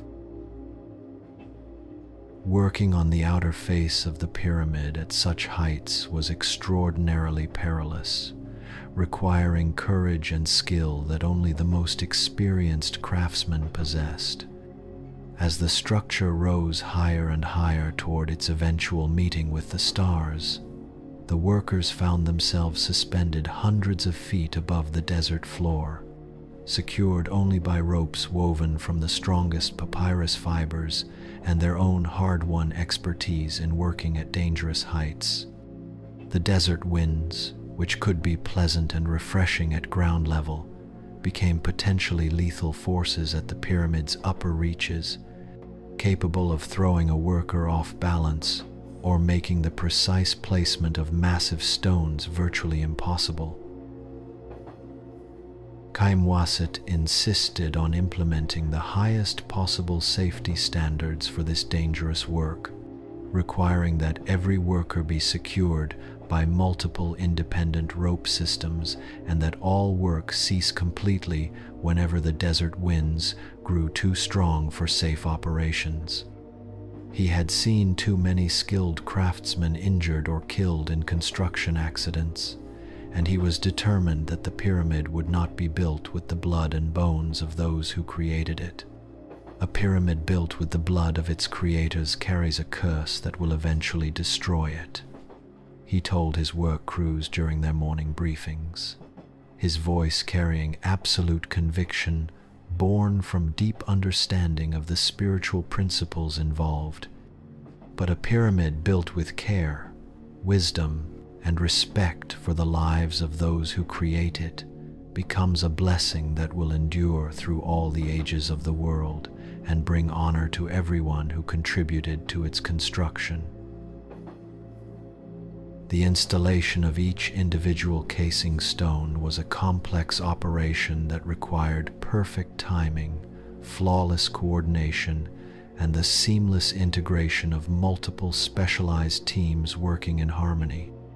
First, the stone had to be carefully hauled up the ramp system to the appropriate level, a process that could take an entire day for the heaviest blocks and required constant attention to prevent damage during transport.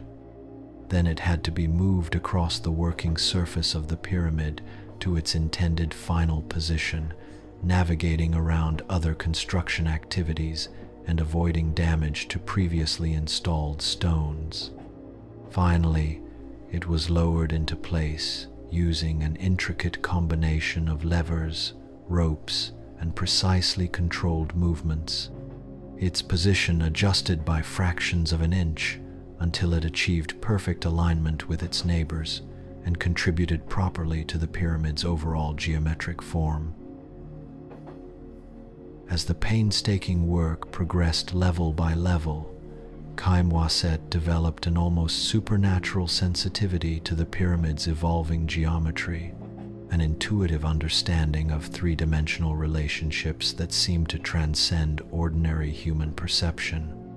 He could detect the slightest deviation from the proper angle in a stone's placement, sensing variations so small that they could barely be measured with the most sophisticated instruments available to Egyptian science.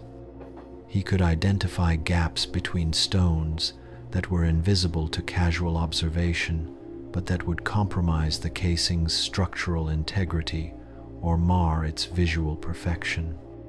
His hands seemed to know instinctively when a stone was properly positioned, when the invisible lines of geometric force that held the structure together were in perfect balance and harmony. One morning, as he supervised the installation of casing stones near the pyramid's northeast corner, working with a crew of the most skilled masons available on the construction site, Khaemwaset noticed something deeply troubling that threatened to undermine weeks of careful work. The individual stones were fitting together perfectly, each one precisely cut and positioned according to the most exacting standards, but their combined surface was creating a very slight bulge in the pyramid's face, perhaps no more than the thickness of a papyrus sheet, but enough to be noticeable to his trained eye and completely unacceptable in a monument intended to demonstrate geometric perfection. He immediately called for all work to stop and spent the remainder of the morning taking precise measurements with every instrument at his disposal, trying to understand how such a significant error could have occurred despite all their careful planning and quality control procedures. The problem, he gradually discovered, was cumulative rather than catastrophic. Dozens of tiny errors in the cutting and positioning of individual stones, each one well within acceptable tolerances when considered alone, had combined over the course of many days to create a deviation from the true plane of the pyramid's surface that would become increasingly pronounced as construction continued upward. Left uncorrected, this seemingly minor flaw would eventually create a visible distortion that would mar the pyramid's perfection and dishonor the memory of all who had contributed to its construction. The solution that Khaemwaset devised required both extraordinary mathematical precision and practical ingenuity of the highest order, demonstrating his evolution from skilled apprentice to innovative master architect, capable of solving problems that had never been encountered before. Using complex calculations that took into account the accumulated error, the remaining courses of casing stones, and the geometric requirements of the pyramid's final form, he determined exactly how much material needed to be removed from each individual stone to restore the proper surface geometry. The corrections would have to be made while the stones remained in their final positions, a process that had never been attempted at such a scale or at such a dangerous height above the desert floor. He organized teams of the most skilled masons available, craftsmen whose understanding of stone and tool was so refined that they could remove material measured in fractions of inches without disturbing the carefully established relationships between adjacent blocks. The work required techniques that pushed the boundaries of what was possible with copper chisels and bronze tools, demanding not just technical skill but an almost mystical sensitivity to the stone's response to each careful blow. Every stroke had to be calculated and controlled because a single mistake could create irreparable damage that would require the complete replacement of a stone that had taken weeks to cut, transport, and position. The correction process took 2 full weeks of patient, methodical work that proceeded at a pace that seemed agonizingly slow to observers but was actually remarkably fast given the complexity and precision of what was being accomplished. Each stone had to be carefully reshaped while maintaining its structural relationship to its neighbors, a process that required the coordinated efforts of multiple craftsmen working with instruments calibrated to detect variations smaller than the width of a hair. The work was so delicate that it could only be performed during the cooler hours of early morning and late evening, when the desert heat would not cause the copper tools to expand and lose their cutting precision. When the correction was finally complete, the pyramid's surface had been restored to perfect geometric accuracy, its mathematical purity unmarred by any deviation that would be visible to future observers.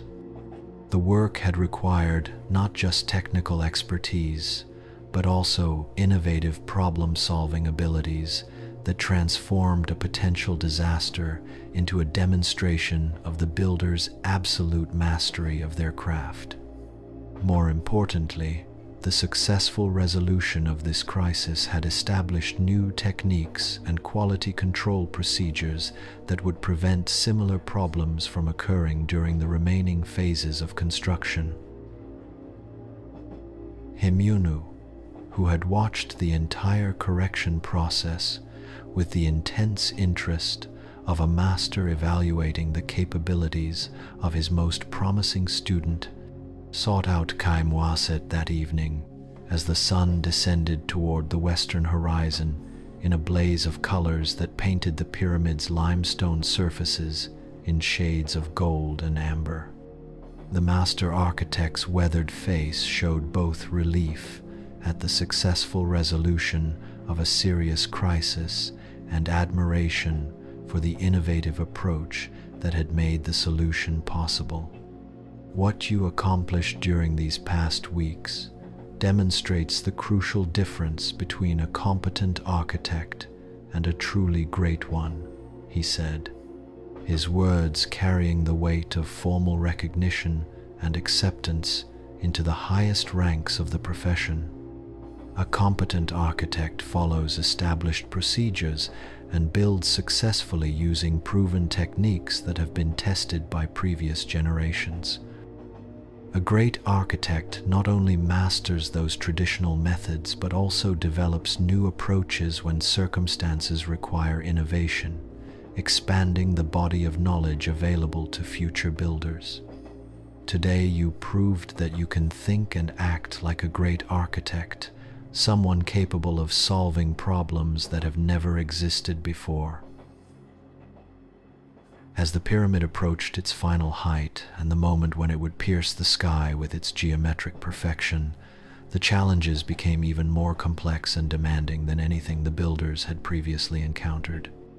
The capstone, the pyramidion that would crown the entire structure and complete its transformation from earthly construction project to eternal monument, was a single piece of the finest granite, quarried specifically for this purpose and covered with electrum, a naturally occurring alloy of gold and silver that would catch the light of both sunrise and sunset.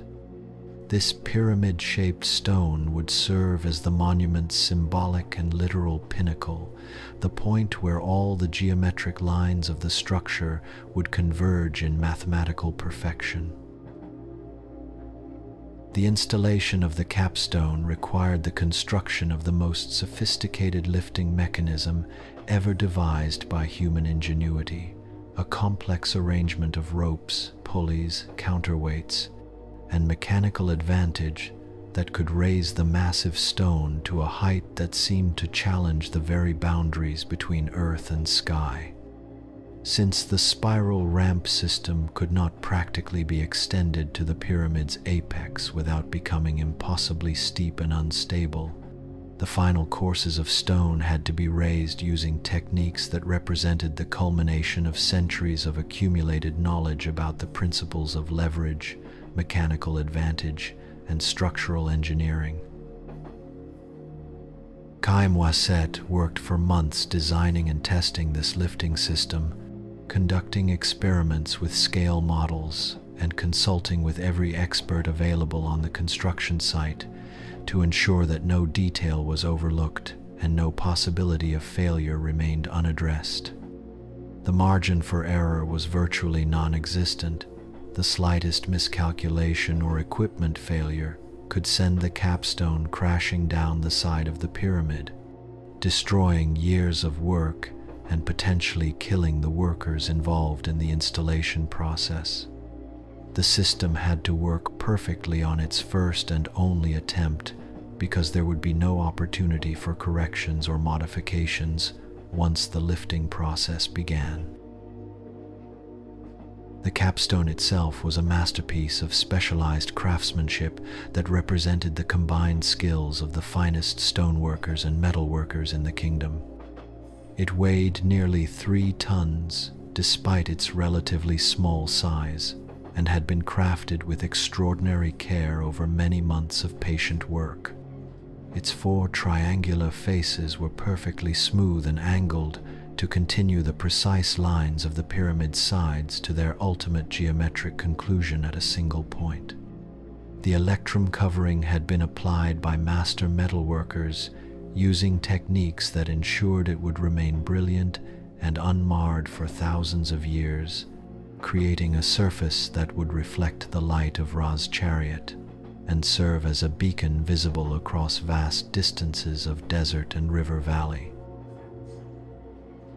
On the day chosen for the capstone's installation, marked by careful astronomical observations to ensure that all celestial influences were favorable for this culminating moment, the entire construction site fell into an expectant silence that seemed to extend across the entire Nile Valley.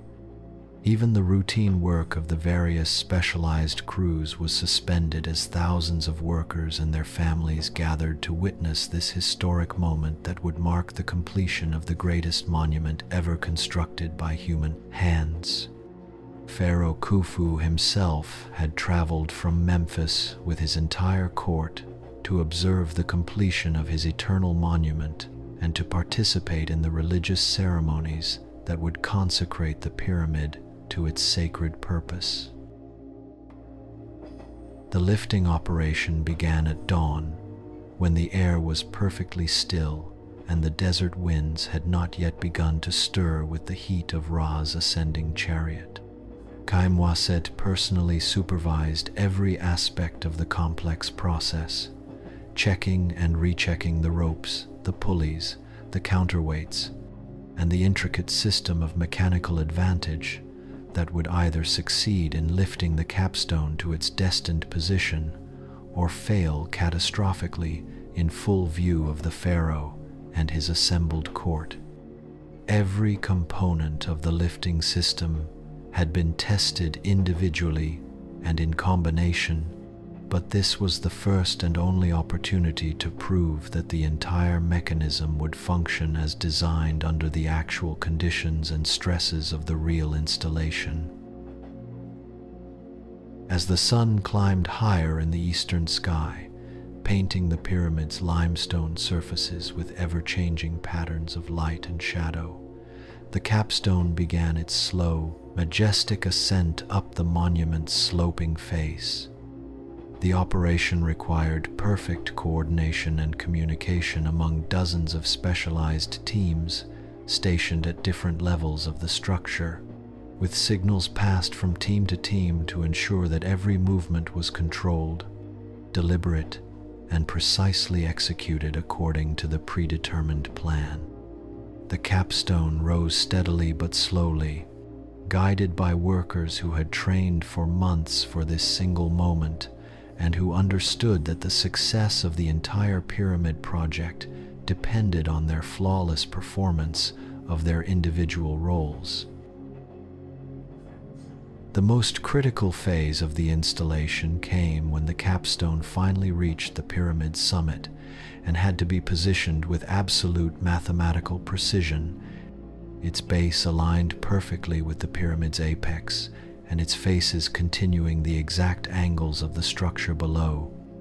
This final positioning required corrections measured in fractions of inches, adjustments so precise that they seemed to transcend the limitations of human perception and enter the realm of divine guidance. Khaemwaset himself climbed to the pyramid's summit to personally guide this culminating moment, using hand signals to communicate with the lifting crews far below and making the countless minute adjustments that would determine whether the capstone achieved perfect placement or fell slightly short of the geometric perfection that the entire project demanded. Standing at the highest point of the pyramid, with the entire Nile Valley spread out below him like a vast map painted in shades of green fertility and golden desert, Khaemwaset felt a profound sense of connection to forces and purposes that transcended ordinary human experience. This was the moment that all their years of calculation, planning, and construction had been leading toward the instant when mathematical theory and practical craftsmanship would unite to create something that approached the perfection of divine creation itself.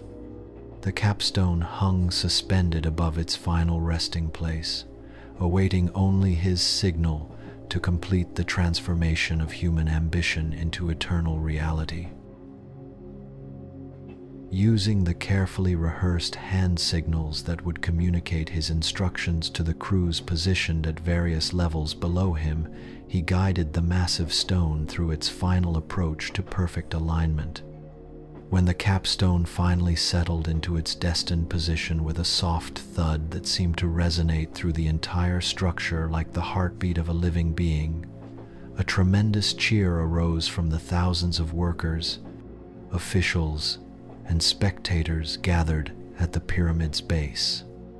The sound echoed across the desert and the river valley, announcing to all of Egypt that the Great Pyramid was complete and that human beings had successfully created a monument worthy of the gods themselves. As the cheering gradually subsided and the various crowds began to return to their normal activities, Khaemwaset remained at the pyramid's summit, watching the sun begin its descent toward the western horizon, where the souls of the dead were said to begin their journey to the afterlife.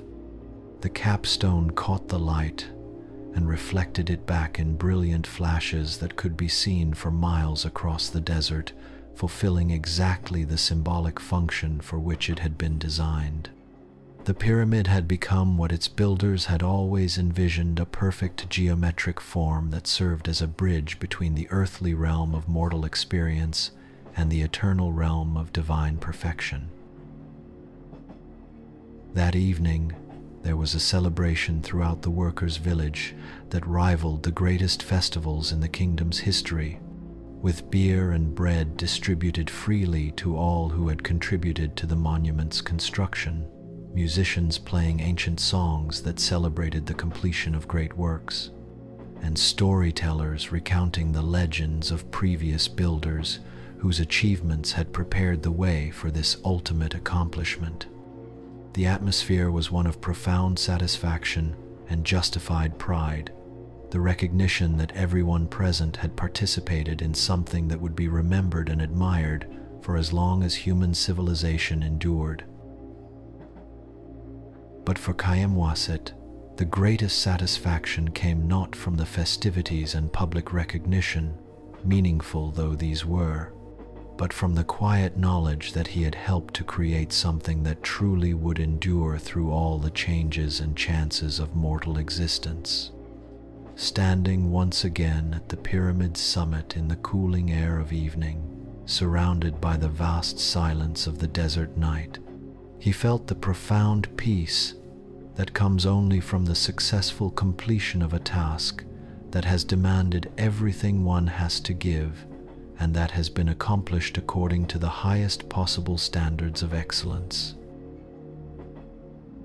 Late that night, long after the celebration had quieted and most of the workers had retired to well-earned rest, he climbed one final time to the pyramid's apex to commune with the monument in solitude. The desert was completely silent except for the whisper of wind across the perfectly fitted stones, and the stars shone with crystalline clarity in the unpolluted air of the ancient world. The pyramid stretched away below him in all directions, its perfect geometry creating patterns of shadow and starlight that seemed to pulse with their own internal rhythm. As he stood there in the profound silence that surrounded the completed monument, Khaemwaset thought about all the people who had contributed their skills, knowledge, and dedication to this achievement that no single person could have accomplished alone. The quarrymen whose powerful arms had extracted limestone from the living rock, the transporters whose ingenuity had moved millions of tons of stone across seemingly impossible distances, the masons whose patient hands had shaped rough blocks into precisely fitted components, the architects whose minds had solved problems that had never existed before, all of them lived on in the monument they had created together through years of shared labor and common purpose.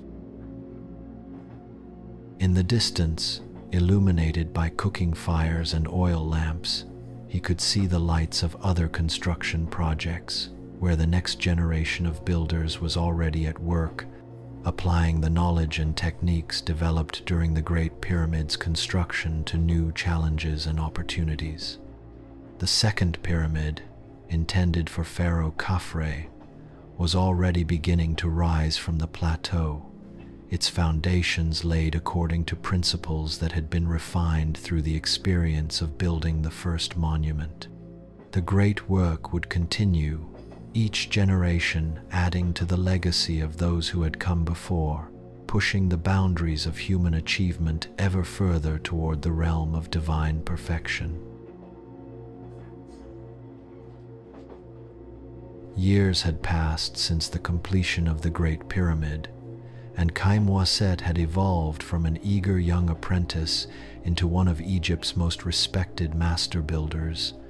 His reputation established not just through his work on the great monument, but through a series of successful projects that had demonstrated his mastery of both traditional techniques and innovative solutions to unprecedented challenges. His hair was now streaked with gray that reflected the desert sun like silver threads woven through dark fabric, and his hands bore the calluses, scars, and permanent stains that marked him as someone who had spent decades working directly with stone, metal, and the countless tools that transformed human vision into enduring reality. But his eyes still held the same spark of wonder and curiosity that had driven him to seek out Hemiunu so many years before, the inner fire that distinguished true architects from mere technicians, and that continued to inspire him to seek new ways of pushing the boundaries of what was possible through human skill and determination. The Giza Plateau had been transformed during these years into something that resembled a permanent city dedicated to the art and science of monumental construction, a center of learning and innovation that attracted skilled craftsmen, ambitious architects, and curious scholars from throughout the known world. 3 great pyramids now dominated the landscape, their limestone faces gleaming in the desert sun like geometric mountains that seemed to have been created by gods rather than mortals. Around these primary monuments, a complex of smaller pyramids, mastaba tombs, temple structures, and subsidiary buildings had created a necropolis that served not just as an eternal resting place for Egypt's most important citizens, but as a demonstration of human capability that would inspire and challenge builders for countless generations to come. Khaemwaset had been honored with appointment as chief architect for the third pyramid, built to ensure the eternal glory of Pharaoh Menkaure, and though this monument was smaller than its two predecessors, it was in many ways the most sophisticated and technically advanced of the three. Every lesson learned from the construction of the earlier pyramids had been incorporated into its design and execution. From improved quarrying techniques that reduced waste and increased precision, to innovative lifting systems that made the placement of massive stones safer and more efficient, to architectural refinements that enhanced both structural integrity and spiritual effectiveness. The third pyramid represented not just another monument, but the culmination of decades of accumulated experience and the synthesis of traditional wisdom with continuous innovation. Standing in his workshop on a morning when the desert air was still cool with the memory of night and the eastern horizon glowed with the promise of Ra's daily rebirth, surrounded by papyrus scrolls covered with architectural drawings and mathematical calculations that represented years of careful planning and design work, Khaemwaset found himself reflecting on the profound changes that had occurred not just in his own life but in the entire field of monumental construction. The techniques and methods that had once required months of experimentation and trial and error refinement could now be executed with routine efficiency by craftsmen who had internalized principles that had once been known only to a few master builders. Problems that had seemed insurmountable to the builders of the first pyramid were now solved with standardized procedures that had been tested and refined through practical application. Perhaps most significantly, the construction projects had created an entirely new class of skilled professionals, architects, engineers, project managers, and specialized craftsmen whose expertise represented humanity's greatest achievement in the systematic organization of complex construction projects. These individuals carried within their minds and hands a body of practical knowledge that had been accumulated through decades of direct involvement in the most challenging building projects ever attempted, and their combined expertise constituted a resource of incalculable value for future generations. The knowledge they possessed was not just technical, but organizational, encompassing not only the methods for cutting, moving, and positioning massive stones, but also the principles for coordinating the efforts of thousands of workers in pursuit of common goals. Among his current apprentices was a young woman named Khaemwaset Merit, so named by parents who had both worked on the Great Pyramid's construction and who hoped that their daughter might inherit some portion of the master builder's skill and wisdom. She possessed an intuitive understanding of structural engineering and mathematical relationships that reminded Khaemwaset powerfully of his own early fascination with the principles underlying successful construction. Under his careful guidance, she was learning not just the specific techniques required for pyramid building, but the deeper principles that made such monuments possible. The integration of divine inspiration with human skill, the coordination of individual efforts into collective achievement, and the transformation of abstract mathematical concepts into enduring physical reality.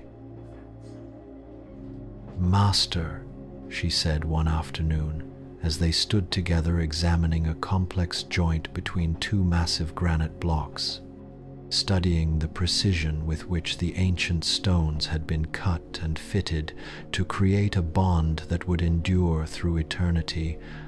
"I can understand the technical aspects of how the stones support each other and distribute loads throughout the structure, but I still struggle to comprehend why the pyramids themselves are considered so important. Why do we invest so much effort, so many resources, and so many years of our lives in building monuments to pharaohs who have already died and departed for the afterlife? Would it not be better to direct all this skill and energy toward projects that would benefit the living irrigation systems, granaries, housing for the poor, or temples where people could worship the gods more comfortably? It was a question that Khaemwaset had pondered many times over the years, and his understanding of the answer had deepened and evolved as his own experience had broadened and his appreciation of the pyramid's significance had matured beyond simple professional pride in technical achievement. The question touched on fundamental issues about the purpose and meaning of human activity, about the relationship between individual mortality and collective achievement, and about the ways in which great works could serve purposes that transcended their immediate practical functions. His response reflected not just technical knowledge but philosophical wisdom gained through decades of participation in projects that had pushed the boundaries of human capability. "The pyramids are not built for the dead," he replied slowly, his voice taking on the measured cadence of someone who had given careful thought to profound questions and who understood the importance of sharing hard-won wisdom with the next generation. "They are built for the living and for those who are yet to be born into this world of wonder and possibility.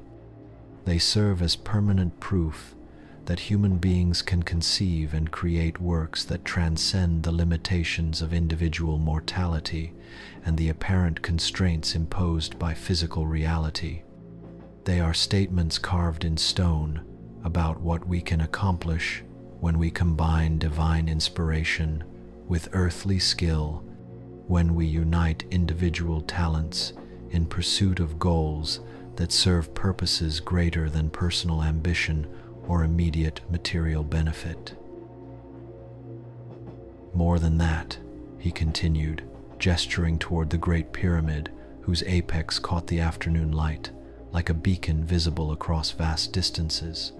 "They serve as permanent schools where future generations can study the principles of successful construction and organization.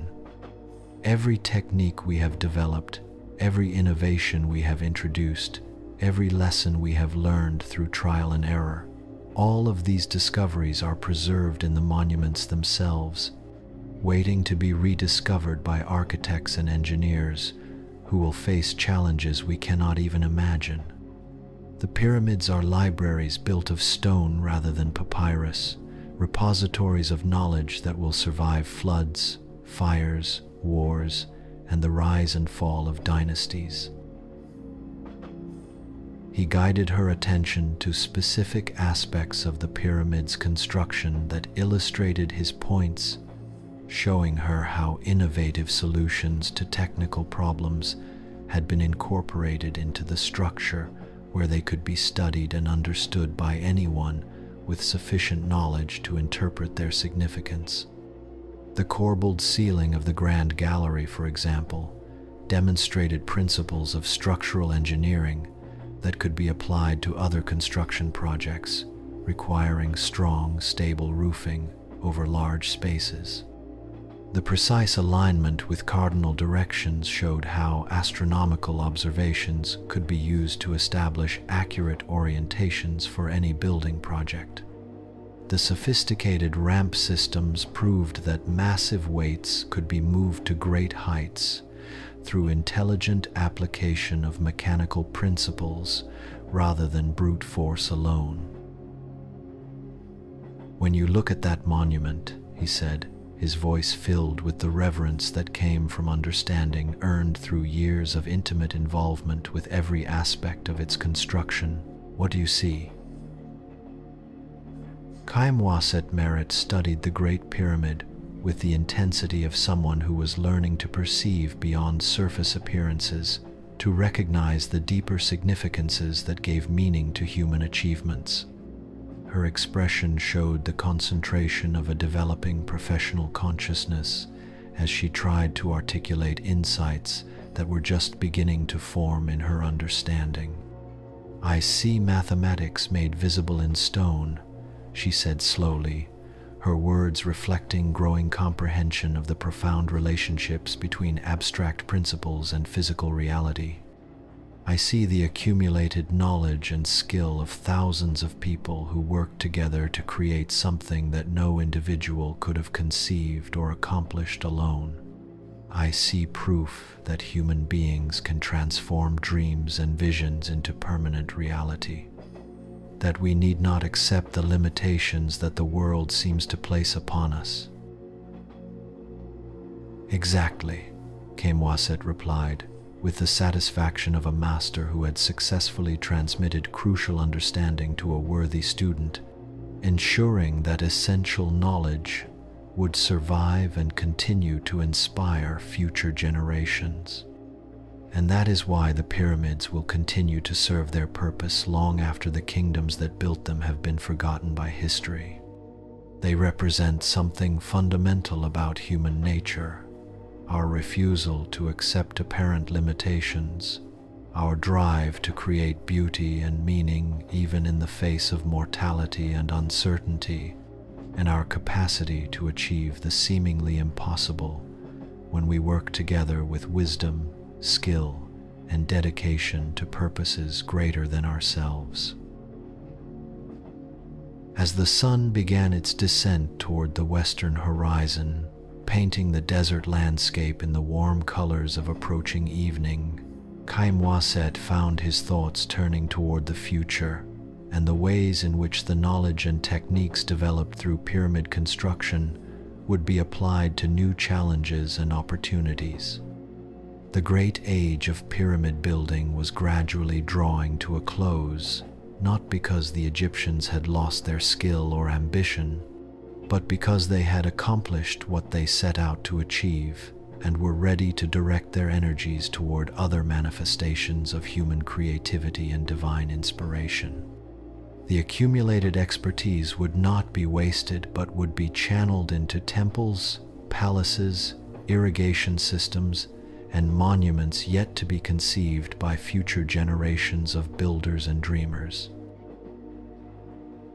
Yet the pyramids themselves would remain, standing as eternal witnesses to what had been accomplished during this extraordinary period in human history, when vision, skill, and determination had combined to create monuments that approached the perfection of divine creation. Future generations would look upon them with wonder, trying to understand how they had been built and marveling at the precision of their construction and the audacity of their conception. Some would approach them with scientific curiosity, measuring every angle and calculating every load in attempts to understand the engineering principles that made such structures possible. Others would see them as sources of spiritual inspiration, proof that human consciousness could create works that connected earthly reality to cosmic order. Some future observers, lacking understanding of the techniques and organization that made pyramid construction possible, would claim that the monuments must have been built through supernatural intervention or the assistance of beings from other worlds. But those with sufficient knowledge and wisdom would recognize them for what they truly were: demonstrations of human capability guided by divine inspiration, examples of what could be achieved when mathematical understanding, practical skill, and spiritual purpose were united in common cause. All who encountered the pyramids would be changed by the experience, forced to expand their conception of what human beings could accomplish when they refused to accept apparent limitations and dedicated themselves to goals worthy of their highest aspirations. That evening, as had become his custom in recent years whenever the pressures of work and responsibility permitted, Khaemwaset climbed to the summit of the Great Pyramid to watch the stars emerge in the gradually darkening sky and to commune with the monument in the solitude that allowed for deeper reflection and understanding.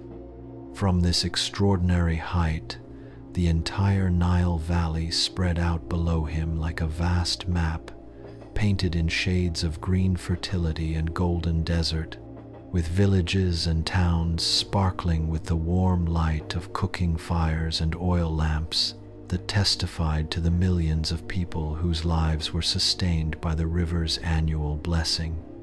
The view encompassed not just the immediate landscape, but the entire scope of Egyptian civilization, from the Mediterranean delta in the north to the cataracts of the south, where the kingdom's boundaries were marked by barriers of stone that had been carved by the gods themselves. The pyramid beneath his feet represented far more than just architectural achievement or successful engineering, impressive though these accomplishments certainly were. It served as a symbol of Egypt itself, a civilization that had learned to harness the forces of nature and human ingenuity to create works of lasting beauty, meaning, and significance. The same principles that governed pyramid construction, careful planning based on accurate knowledge, precise execution guided by proven techniques, and unwavering dedication to standards of excellence, also guided every other aspect of Egyptian society, from agricultural management to religious observance to the administration of justice. The pyramids stood as monuments not just to individual pharaohs, but to the entire culture that had made their construction possible. As the night deepened and the stars wheeled overhead in the ancient patterns that had guided Egyptian civilization since its founding, Khaemwaset reflected on his own legacy and the ways in which his individual contributions would be preserved and transmitted to future generations. His name might eventually be forgotten, erased from official records, or simply lost in the vast sweep of historical change that consumed individual identities while preserving collective achievements. His specific contributions to pyramid construction might become indistinguishable from those of countless other architects, engineers, and craftsmen who had dedicated their lives to these great works.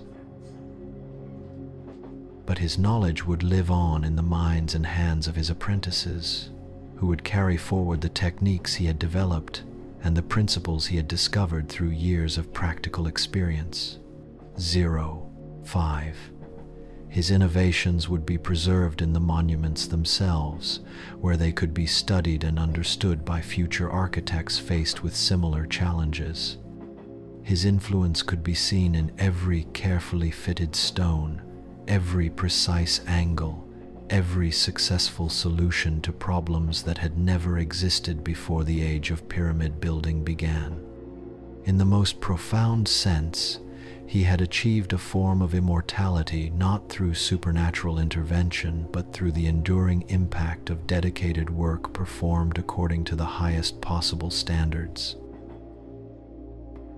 A shooting star traced its brilliant path across the heavens, and Khaemwaset smiled as he remembered another night many years ago when he had witnessed a similar celestial display and interpreted it as a sign of his destiny. That young man's dreams had been fulfilled beyond his wildest imagination through years of patient learning, dedicated practice, and continuous striving for excellence in everything he attempted. He had not only witnessed the construction of the greatest monuments ever built, but had played a crucial role in their creation, contributing his own discoveries and innovations to the accumulated body of human knowledge. The wind whispered across the pyramid's perfectly fitted surfaces, carrying the eternal sense of desert and river that had defined Egypt since the beginning of recorded time.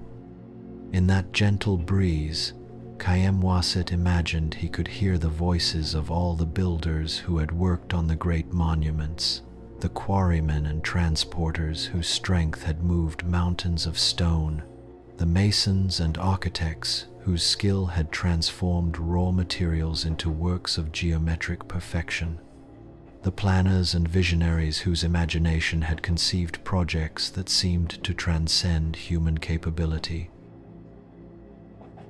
Their individual names might be lost to history, consumed by the passage of centuries that reduced most human achievements to footnotes in chronicles that few would read. But their collective achievement would endure for millennia, standing as permanent testimony to the power of human cooperation and the ability of mortal beings to create works that approached immortality through their enduring beauty, meaning, and inspiration. The pyramids had been built not just of limestone blocks and granite beams, but of knowledge and skill, of dreams and determination, of the accumulated wisdom of countless individuals working together toward goals that served purposes greater than any single lifetime could encompass. As the night grew deeper and the desert air turned cool with the approach of dawn, Khaemwaset finally rose from his contemplative vigil and began the careful descent from the pyramid's summit.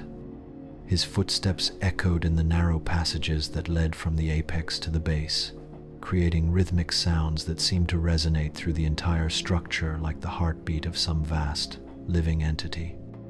The passages themselves were marvels of precise construction, their walls perfectly straight and smooth, their dimensions calculated to serve both practical and spiritual purposes, with mathematical exactness that reflected the divine order underlying all creation.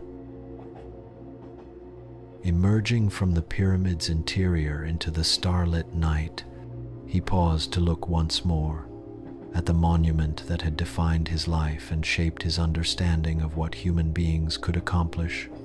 Through dedicated effort, guided by wisdom, and inspired by purposes greater than personal ambition, the structure rose before him like a geometric mountain that seemed to bridge the gap between earthly reality and celestial perfection, its precise angles and perfect proportions creating a sense of harmony and completion that satisfied both mathematical reasoning and aesthetic sensibility.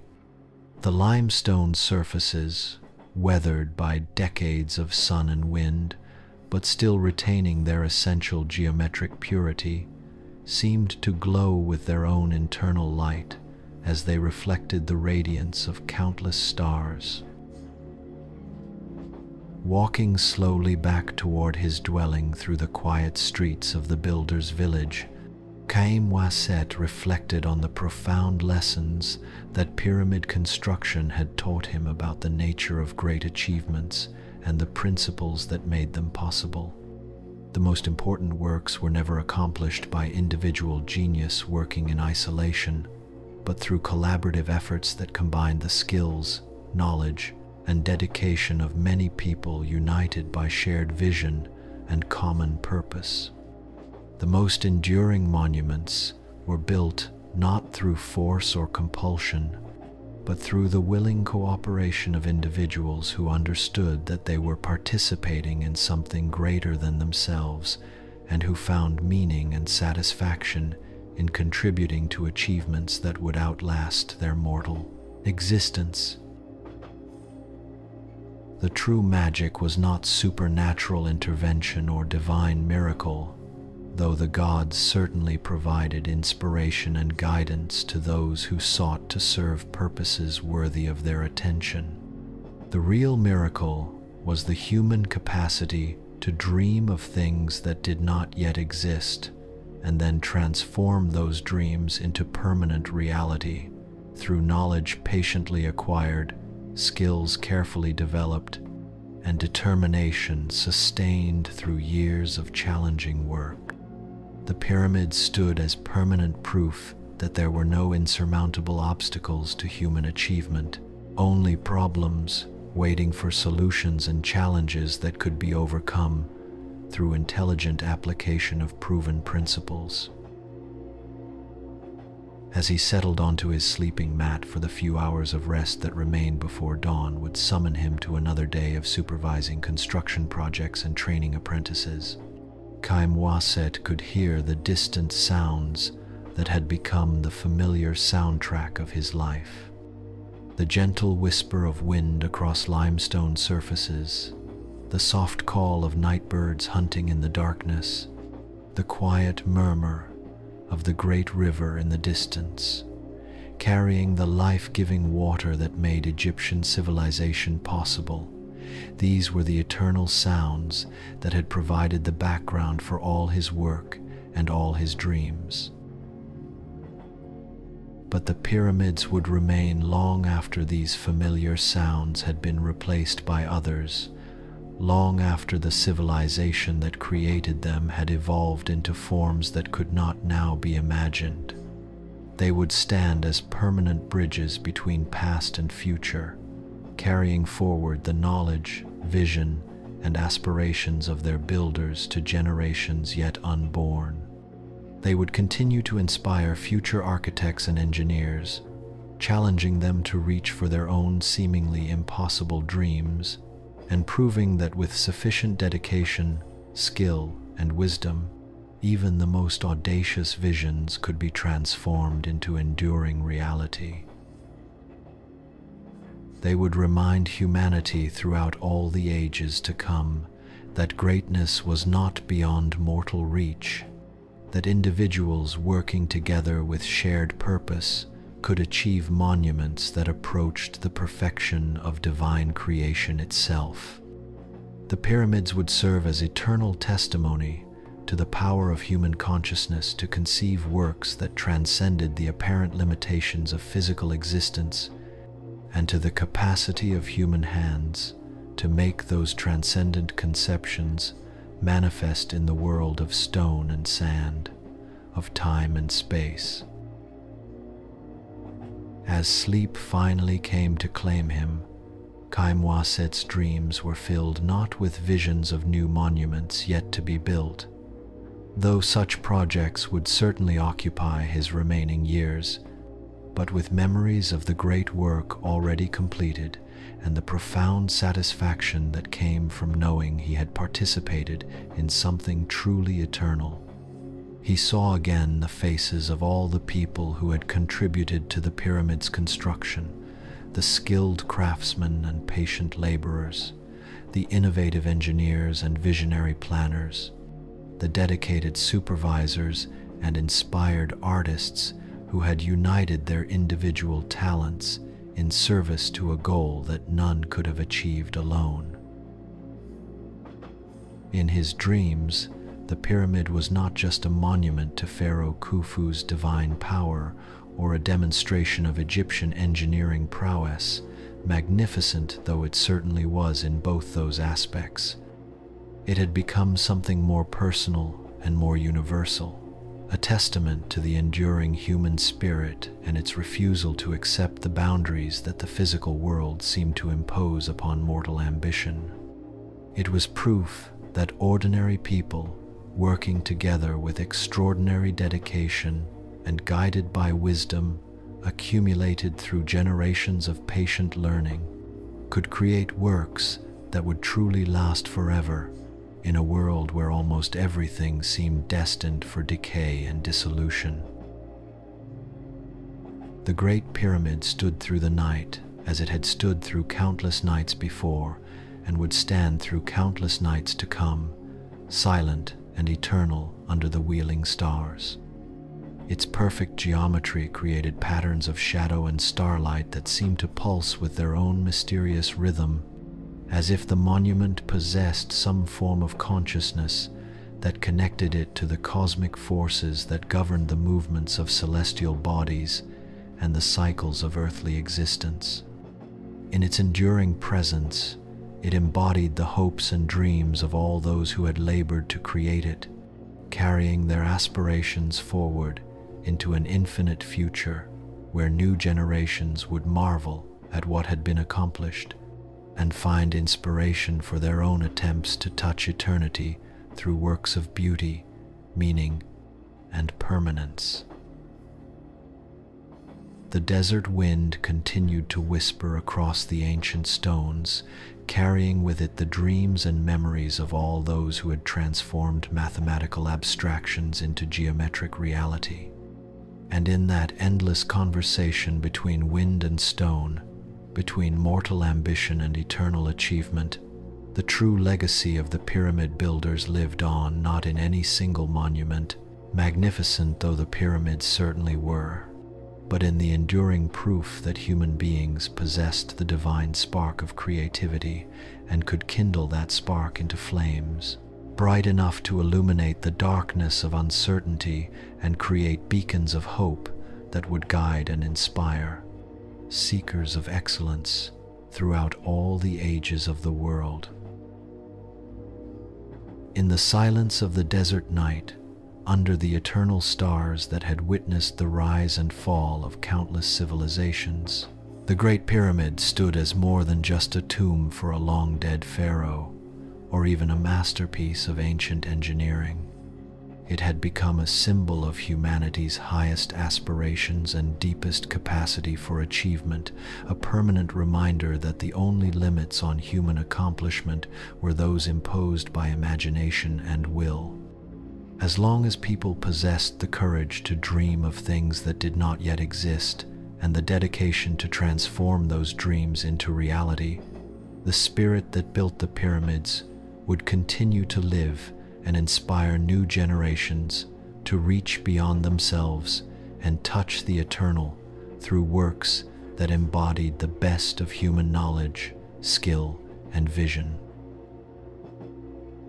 And so the stone dreams continued, flowing from the ancient monument across the centuries, like ripples spreading outward from a stone dropped into still water, carrying with them the essential message that greatness was always possible for those willing to combine divine inspiration with earthly dedication, mathematical precision with artistic vision, individual talent with collective purpose.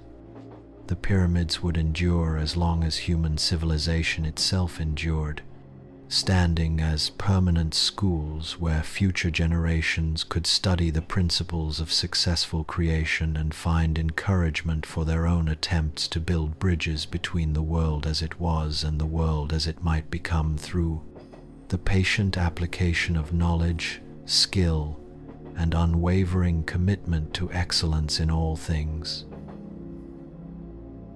In the deepest hours of the night, when the desert was completely still, and the only sounds were the whisper of wind across stone and the distant murmur of the eternal river, the Great Pyramid held within its perfect geometry all the dreams and aspirations of those who had created it. And in holding those dreams, it transformed them into something imperishable, ensuring that the vision and dedication of Khaemwaset and his fellow builders would continue to inspire and guide all who sought to create works of lasting beauty and meaning.